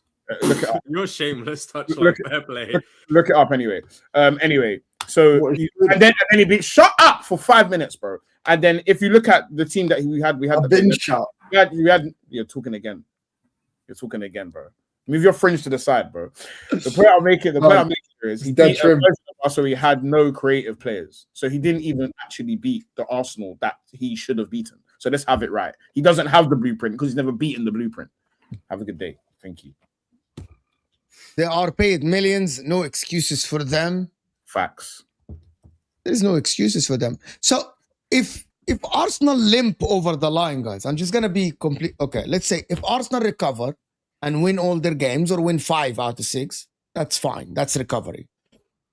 If Arsenal limp over the line, what I mean by Arsenal win 3 games and lose 3 games or draw 3 games and City as well, there be questions about Arteta's approach if there is a better candidate out there to lead the Arsenal next season? If we win the league, and I'm asking your opinion, not the board. I'm asking your opinion, not what the board's gonna do. Not the board. We won the league. What are we talking about? So if, let's say, that doesn't happen, right? And let's say City go and win this domestic trouble that we could potentially win, and we go and win that, does that paper over all of the cracks that we have seen all season and all of the poor football that we've seen all season just because we won 3 trophies? Yes. It does paper over the tracks because at the end of the day, for City, but would it paper would none of the poor football in the season matter if City go and win 3 trophies this season? Yes, no. It won't matter. It won't matter at all. Yeah. Are you exactly? So no, but the question is, Mo's now going. Guys, guys where he's going with this, right? His question, no, it's not. His question is related to what I asked. No, not him. City. Your question is stupid. Not him. I don't think it is stupid. Your question is dumb as hell. You just said, if Arteta wins the league, should we look for somebody else? Like, does that not sound mad to you? Did I say that? So what did you say? Okay, should questions be asked about his approach in the season and his utilization of players and his tactics? I don't know what you said. But go on. That's literally what I said. I literally said, should questions be asked if there is a better candidate out there? Which basically, guys, okay, what I mean by this, let me give you that. if you win the league, okay, we're talking Arsenal in the beginning of the season, they were playing very, very good football and, in my opinion, effective football. Now, if you win the league, but you limp over the line, and I'm going to repeat that as well, because that means that you didn't play good football, you weren't in control, his approach is not the same. Why there shouldn't be questions about your approach next season if Arsenal are looking to be dominant and win another league and actually be competitive again? Why is that not a question? Cool. Has Arteta played this way the whole time at Arsenal? No. So what makes you think that now this is the final form of Arteta? But that is a question. So the question should be: Are you gonna play better brand of football? Is your plans to play the same way? Because sporting directors ask these questions, guys. What are utilization of players? Do you still want these guys? Do you want, like, are you going to utilize Madueke? Are you going to utilize this? Are you going to play the same brand of football? Is Kai Havertz going to be used in the 8? Blah, blah, blah. All these questions. Cool. Can I ask you a question? Have you ever described any other team as limping towards winning the league? Yeah, probably. Who? I mean, you could say Liverpool last season. So you said that, yeah? They limped towards the league. No, they didn't. They repped the league. No, hold on, no. KG, it's important that these questions are asked to the specific people. I want you to explain to me, did you say Liverpool limped towards the league? I'm saying you. I thought you said. Could you have said? No, never said that. I did not mince my words. I didn't. Liverpool probably did limp towards the league title towards the end of the season. Did you say that? Did Mo say that? I didn't really care. Did anyone else say that? I don't know why. Why is it now we're in the title race that when Arsenal do something, these are the crazy adjectives I'm hearing? Why am I hearing these insane words? Man said limp towards the league. What you lot's relationship with Arsenal, you need to actually come off of the stream and look at what is this thing that makes me say these things? What is it inside me that makes me say these type of words when I'm talking about some business that's not even in the same country as me? What makes you say these things? I'm actually genuinely curious. Like, did you describe any other team as limping towards the Premier League? I've never heard that term. I've never heard that term ever. Like, please break that down to me, bro. Like, break that one down for me, please. I mean, okay, I can explain. There are. Actually, I'll let you go, Mo. I'll let you go. Just to answer what Paz is saying, Liverpool last season, from January and February, we knew that Liverpool are winning the league, and they went to Ibiza with like 4 games to go. And Liverpool never allowed Arsenal back in the race during the end of the season. But still, questions were asked about the players. Do they need a DM? Do they need to change Nunes? Do they need to change Diaz? Trent was going and all this stuff. The difference between Arsenal this season and Liverpool of last season, because I think that Liverpool only stopped playing when they were kind of guaranteed that they were winning the league. We all knew this because I was doing shows then. Arsenal this season, they had a very, very good run that they reached the point where even Man City fans gave up on the league. Even Man City fans were saying that I don't think we can catch this Arsenal team. I am someone who analyzed football games, a lot of football matches with you and with other Arsenal fans as well, that kept saying that Arsenal, even when they dropped points, they were always in control of situations. Over the last games, I don't think that Arsenal were always in control, especially in the last, since March, beginning of March, mid-February. Most of the time, you aren't in control of situations. And I think it has to be down to maybe Arteta's management of the team at the business end of the season. And this is why I'm asking, is like, Arsenal can start very well, but has nothing to do with Liverpool. I'm talking about Arsenal this season, right? You allowed Man City to have an opportunity to win back the title, but you should have been out of sight. And I think that is not only because of Man City being good, because Man City are not good. Man City are coming from a 2-game draw in points against Nottingham Forest and West Ham. It's you, Arsenal's doing. That's Arsenal's doing. I'm happy you said that. I'm really happy you said that. Good. I'm overjoyous that you said that. So why is it that sentiment is only on Arsenal? Why is that sentiment not on Liverpool? Why is that sentiment not on Man City? Why can't we be the team that Man City should have taken advantage of ages ago because of all the points we've dropped and all the inconsistencies we've had and all the injuries we've had and all the shit things that's happened? Why is this sentiment? How was the big bad brilliant Pep Guardiola who spent 500 mil not overtaken this shit Arsenal team? Why has Pep not got over the? Because your team is not shit.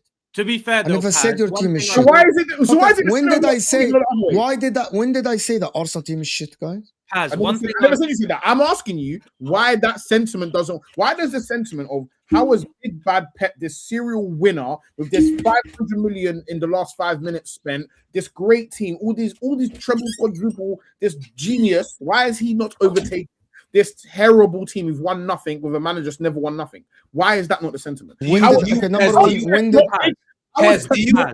need to answer his question. I want to answer this question. It's just this question is so disingenuous. I never said this Arsenal team is. Who said that? You said that. Who said you said that? All right, Paz, can I ask you are asking me the question, assuming that I said that. No, I didn't. I said, why can't this sentiment work? Why is this not? I have an answer. I do have an answer. Right. So I think, both teams could have had point periods in time in the season where they should have capitalized on the other's failings, right? But I do think when you look at a narrative from a narrative point of view, the most of the criticism will be levied at the team that's on top in that situation. Why? Would you not say so? The team that's on top is you. You've won the most in the last 10 years. No, but I mean in this current situation, the current situation I'm talking about right now, which is the league title, right? The league title and the league table is what we're talking about right now. That makes no sense, though. You have spent 500 million and you have the best manager and squad. How? Do you want to know the honest answer? You want to know the honest answer? Stop crying, right? Stop crying to the other people, Mo. You fraud. Look at you. You're happy for everyone else to chat shit about me, but the one guy that says something about you, you're right, and stop crying. Look at you. Pez, do you want to know why who's speaking shit about you? You were getting what are you talking about? Everyone chatting mad shit. You're confident to chat shit about me, but the one guy that said you're a fraud, you have a problem. No, but you don't know. I have history of Castro. Ignore him. I have history with Castro. I DM him on Instagram. Let him talk. The same way you're letting everyone else talk. Let him talk. You fraud.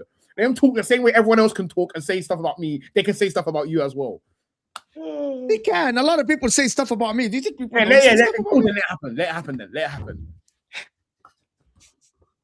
Fraud. The point I'm making here is, and I'll leave it at this. Go ahead. Yes. You are all disingenuous because you actually have personal problems with Arsenal. That is strange because no one at Arsenal knows you exist. So that is a form of stalking. You're actually stalking. Am I being disingenuous when I've actually got a leg in the race? No, you're being disingenuous because you're not acknowledging the fact that the team that's actually on top is actually you.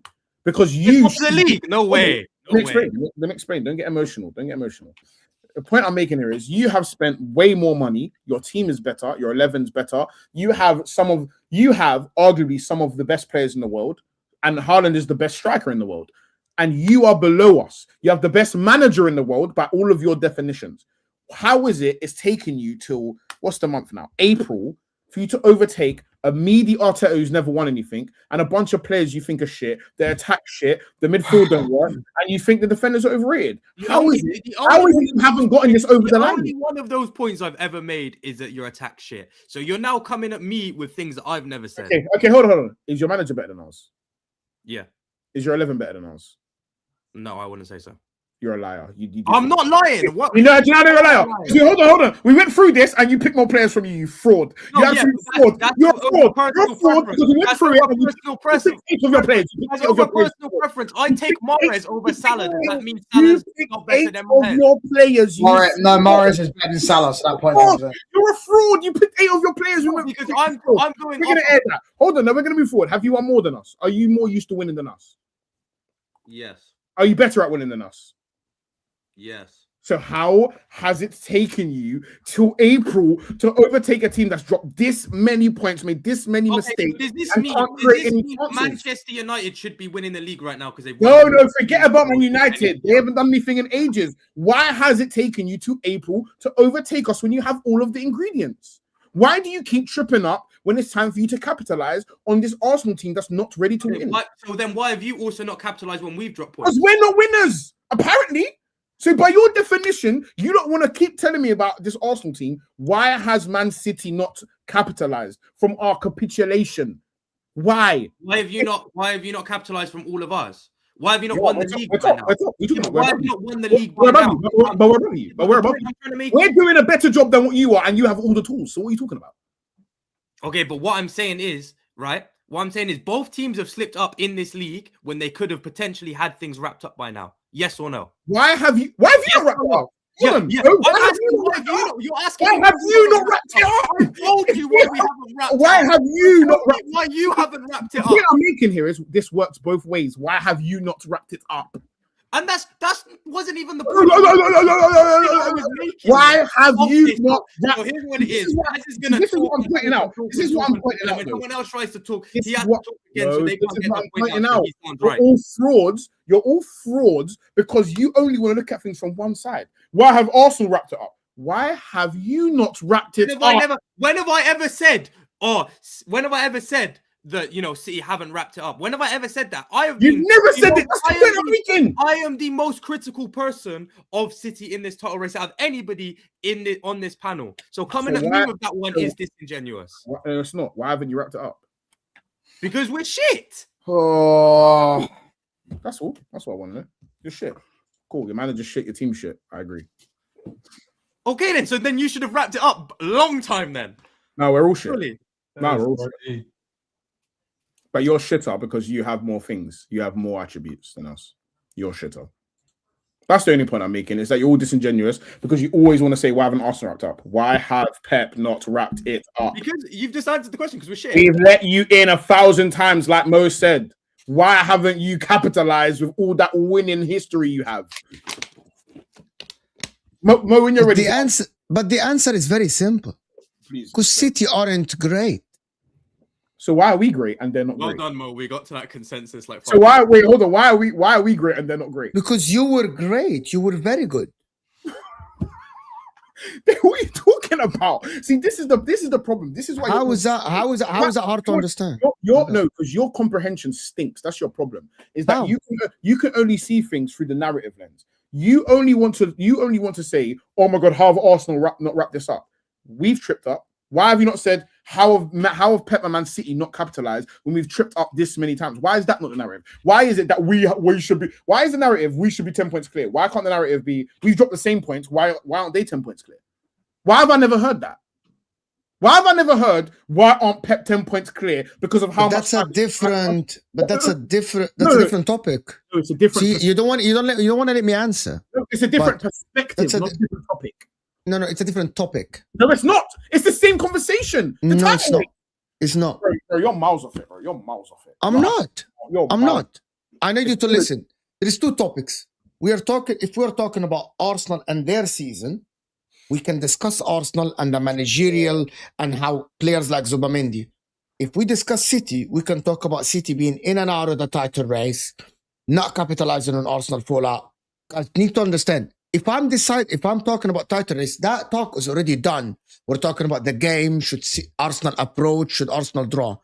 But there are two different teams here. I can discuss Man City in isolation, and I say that Pep didn't utilize his team, didn't use Shirky to the right play, didn't find the right solution until later. I can discuss that. And I also can discuss Arsenal in isolation. Why aren't Arsenal playing well now? So I can ask you a straight question. Do you think Arsenal are playing well now? Pat, just answer the questions. Like I answered your questions straight. You didn't answer the question. You literally didn't answer the question. You asked us questions earlier in the show. I want to get to a point. Like you asked me engaging. You want me to bend towards your narrative, but I think your narrative. No, I don't want you to bend or anything. I want you just to answer the question so I can land my point like you did in the beginning of the show. Answer the question. Are Arsenal playing well now? And I find you are Arsenal playing well now. Arsenal playing well now? In your opinion, Arsenal playing well now? I wouldn't say so, no. Hold on, Nathan, please, Nathan. Just let me just. Are you saying that Arsenal are playing well now? I will run with whatever you answer. I didn't hear you. Are Arsenal play well now? Why is he not answering? You're asking Nathaniel. No, I'm asking you. I'm asking you, Pat. Are Arsenal playing well? You have your own conclusion. Land your own point. No, I want to know your answer so I can get to the. I want to. Huh? I don't have any answers. I don't think so. Okay, I don't think that Arsenal are playing as well as they were playing for the majority of the season before.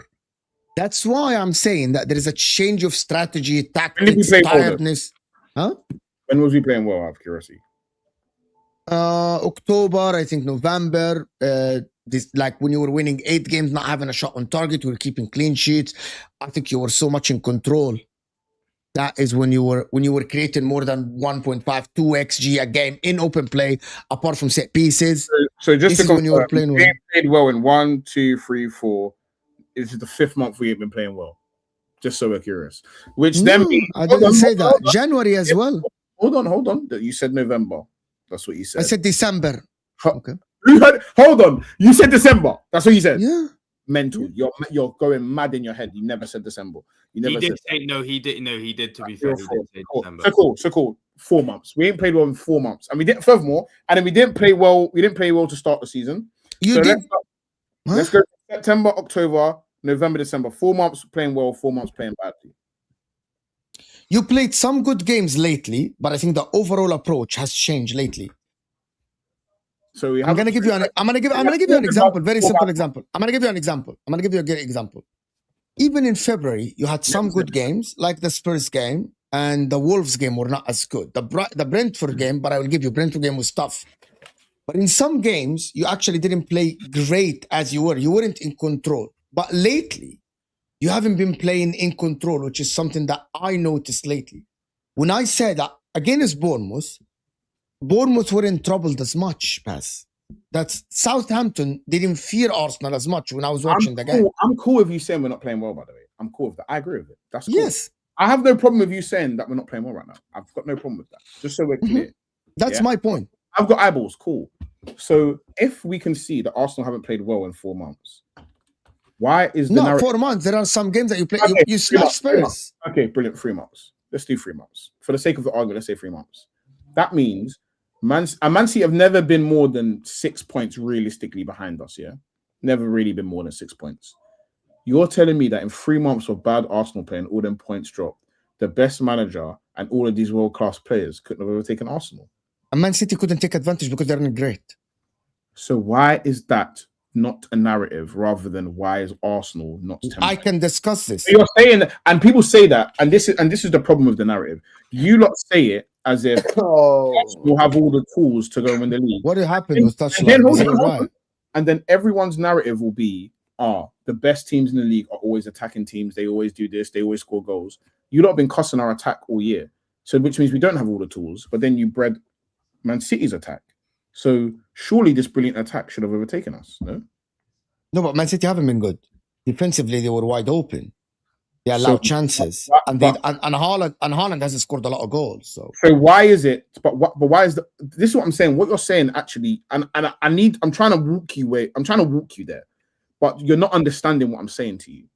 Is the narrative is always, why aren't Arsenal 10 points clear? But why is the conversation never, why aren't Man City? Because we concluded that Man City aren't great. Then when I'm answering you it's a very simple answer. The question's not finished. We already concluded that. No, the question's not finished. Because your response is always because Man City weren't great. But then Arsenal's not great. So why is it we're not 10 points clear? Because Arsenal. No, I thought, but okay. So that goes again. I thought Arsenal were great. We're very good. They were great 3-4 months ago. But you lot are saying Man City are great now. So while they've been great, no, Man City have been very good lately, and I mean, like very, very late. So why have It's what I'm saying, and then you're going to tell me how good all these players are, and you're going to tell me how good the manager is, and then you're telling me they shouldn't have taken over Arsenal with all these points dropped. This is what. By the way, Arsenal collected. By the way, that's how bad City are. Guys, in the league since January 1st until this moment, Arsenal collected more points than City in the same game. So why is it that an Arsenal team that everyone's been getting onto and saying is shit has more points than a City team that you lot rate? Because over the season you are better than City. But why should Arsenal be running away with it when they also just went and bought the 2 best players in their position in the league that were available?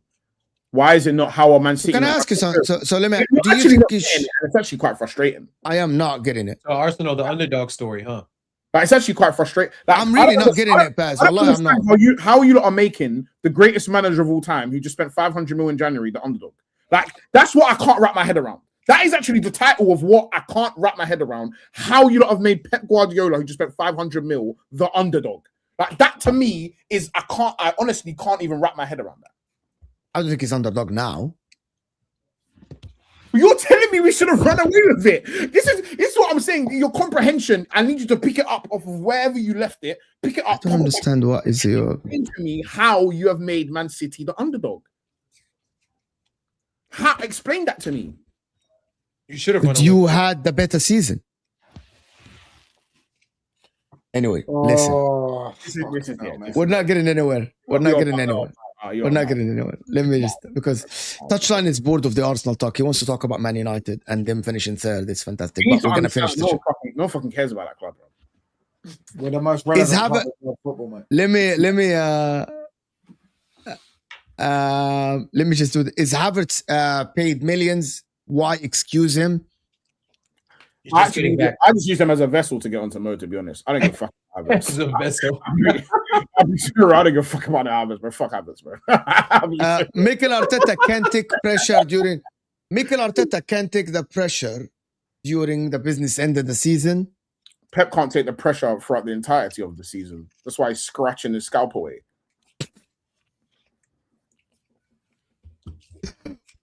Patrick said in the group that Pep has been given so many excuses, and I agree with him. And I sat on many shows and said, we are so excusing Pep of not performing well because he's trying to find the solutions here. And I said that many times. You think I run narratives? I've sat on many shows and asked questions about, is Pep finished? Is he finding the right solutions? Why does he have to spend money instead of using Savio and getting the best out of Doku and getting the best out of Marmoush? Why does he have to go and get Semenyo? Why is he not getting the best out of Diaz, for example? But he has to buy Gay in the January. I asked these questions, Paz. Getting the best out of Diaz. Paz, I asked these questions many times. Anyway, let me just finish this. City, KG, I know if you have to drop, you have to. Yeah, big up, fellas. Arsenal, the underdog story. You Facts. heard it here. I love arguing. I love arguing with Paz all the time. Big up, KG. Big up.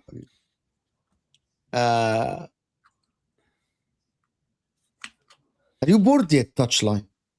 I'm fucking bored of this Arsenal talk, bro. It's the same shit every week. City fan forget. City fan forget the Hammers and the Forest draw when Arsenal won both. And I said that. Arsenal came from a 4-game winning streak, right? And City came from a back-to-back draws just before the Bournemouth game. I said that many times. Paz, you are steering into fraud territory now. That's an Arsenal fan, maybe. Why? Why is he steering into a fraud territory now? Just so we're clear, if you say that's an Arsenal fan, that adds nothing to me. I don't care if you're a Parry fan. I don't care if you support What is Parry? I don't care if you support my local club. I don't care if you support my Marge. That means nothing to me. I want to ask you. I want to actually, guys. I understand why Paz is asking that question, and I know why. Okay, so he's right about the narrative. Why the narrative is why are Arsenal not running away with it? Why the narrative is like why aren't City top of the league by now? I understand that. You're right in this, but I wasn't discussing. I can actually have a genuine discussion with you about the faults of Pep this season, how he didn't utilize that. That's a different argument for me. And I can actually argue that with you. But for me, these are two different conversations completely for me. How? Because I want to discuss a team individually, not relative to other teams. I can discuss Arsenal relative to how Man City are performing with Liverpool or Man United.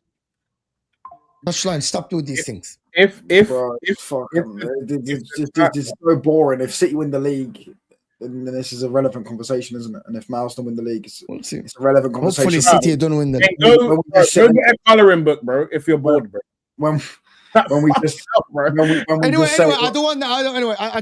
I've been here for a while. You just can't accept Arsenal are shit recently, but still we are top of the league. I think even Paz said that he doesn't think that Arsenal played well recently, but they're still top of the league currently as it stands. It's why Then what Arsenal happens if they fans don't win care the so league? much. Huh? What happens if they don't win the league? Then we were shit. We'll but discuss we're this. top of the Can league, we isn't discuss? it? I wanna. Can we discuss this after the Man City game? Because I think That's what I'm saying. completely I'll Discuss discussed. it after the City games. I'll reply to this. Oh. First of all, no one cares what others say. The topic is about what people are saying. So we're Yes. discussing what people are saying. That's the reality. Like, Yes. I can't speak for the rest of Arsenal fans, but I swear to God, football doesn't move me the way it moves most of you lot. Once I turn this laptop off, I swear on my mother's life, I don't even think about Arteta. I don't think about this club. I don't care. The point of it is I'm in a discussion with 4 other adults that breathe oxygen the same way I do, and we're talking about what people think. So now I am now discussing and entering a discourse with other people about why they think that way. That's what it is. Hope that helps. Mo Paz is doing the leopard in the tree. Underdog. I I was- actually think that I underdog. you They're saying not underdogs. Arsenal are not underdogs. if we're measuring, but okay, you can say we're not underdogs, but Man City are not underdogs also. I never said they are underdogs. Pep Guardiola doesn't win this league. He's a fraud. That's cool. I'm not saying you did say that. Just so we're clear. Just because I say something doesn't mean I'm saying you said that. I hope that works for everyone because everyone keeps saying I'm saying stuff that they're saying. I'm just saying a statement. I'm not saying you said that. Just so we're clear. Big up, yeah, Habibi. Thank you so much for the super chat. Big up, guys. I just wanted to say that Man City have done it multiple times. Paz, the question is, will your team win respectfully? Look in the mirror and don't think about City. Nobody has discredited Arsenal. Stop being the victim.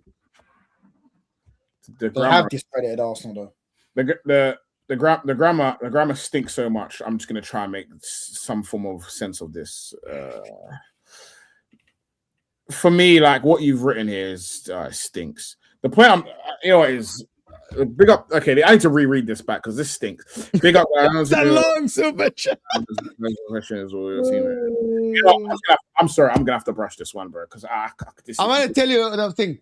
What we're saying is Arsenal. It's the same conversation. Should Arsenal be running away with it and not looking in the mirror? Maybe not. Maybe yes. I think that if Arsenal won against Bournemouth, this league would have been much easier for Arsenal. Okay, so he's come. Just the last ones. Man City being bad, yes, but it's still Arsenal that finally has to do it after 6 years. Simple as that. The pressure is on Arsenal, not City. The pressure more on Arsenal to win the league, not City. More on Arsenal. More on Arsenal to win the league. Interesting. And that's what one of the things I said. It has to be because you haven't won. Because Arteta, if Arteta doesn't win the league, he himself is going to feel the pressure. It's a matter, I don't think he'll get sacked, but I'm saying there'll be a lot of Arsenal fans calling this. Don't listen to online Man City fans. There is no match-going Man City fan that is going to sit there and say that they want Pep out of the league. They want Pep out. Pep's already won a trophy this season, by the way. But just because he's already done it. He's already done it so many times. I'm saying why he's allowed a year off. It's like I'll give you an example. It's like if Leo Messi doesn't win a Ballon d'Or, right, for a year, that doesn't mean the pressure's not on him. The pressure's on a Neymar or an Mbappe who hadn't done it. Do you get what I'm saying? They have to prove they're the best player in the world. He's already proven it. Okay, done it. That's cool. Fuck Pep. Break down to me as to why there's more pressure on Arteta. Break down that side for me, please. Because Arteta's never done it, he has to do it. Like he has to do it this season. So just to be clear, because he's never done it, there's more pressure on him to do it. Yeah. So let me ask you a question. So if I'm watching a 100-meter final race and it's Usain Bolt and it's fucking, I don't know, John Kennedy, bro, yeah? And John Kennedy's having a really good season, but Usain Bolt has won loads of races before. Who is there more pressure on to win the race? And this is why. Because John, it's not the same, is it though?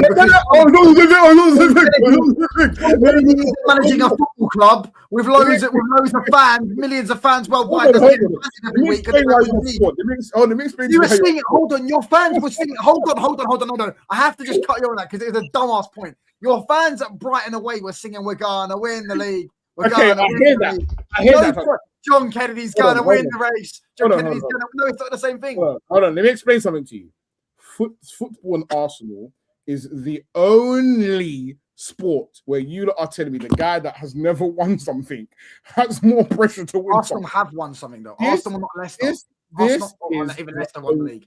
Arsenal are not a Blackpool. Okay, they're not a Bolton. They're a big club. They're In the Olympics, I think it was 2012, where there was loads of man in the lineup. Usain Bolt, Johan Blake. Johan Blake was having a great season. Who had more pressure to win the final race? Bro, you're using the wrong. Bro, stop being. How? The favorite has more pressure. The favorite is the guy that has more winning heritage. Arteta is not managing Bournemouth. He's not managing even Aston Villa. Johan Blake is not Bournemouth. Arsenal. So, Pad, have you never been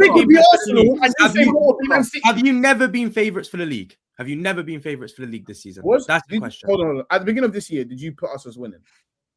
Yes, I did. Yeah, I did. You're all a bunch of frauds. I know you didn't. I swear on my life, I did. What you telling me? I didn't put. I bet you there's a touch. I bet you I can find a touchline clip of him saying that. You didn't. Actually, been saying it all season, bro. This is actually terrible. I'm even still saying it now. Hold on. So what makes you okay? So what made you make that prediction? Out of curiosity, I thought you had the best window of the teams. I thought you were the most settled of the teams. You had the best window, and you thought that while them man were buying Isak and a Katike. I said Liverpool had the third best window. I said no. I might even said fourth, but I definitely said third. This is why man are frauds. This one man. All I'm doing is regurgitating you man's thing back. Liverpool were buying Isak Ekitike. All I'm doing is regurgitating what you're saying. I've not even made a point yet. So what? I told me when the summer that Turkey was better than Verts, but that's neither here nor there. Anyways, I said Arsenal were the most. You asked me the question. Let me respond. Arsenal were the most settled. I felt like this. I just felt, and also I'm one of the people that just feels like timing is everything, right? Bro, let me finish, bro. Right? Oh, you want to finish? That's crazy. Go on, finish. The wife for that, mate. Nice,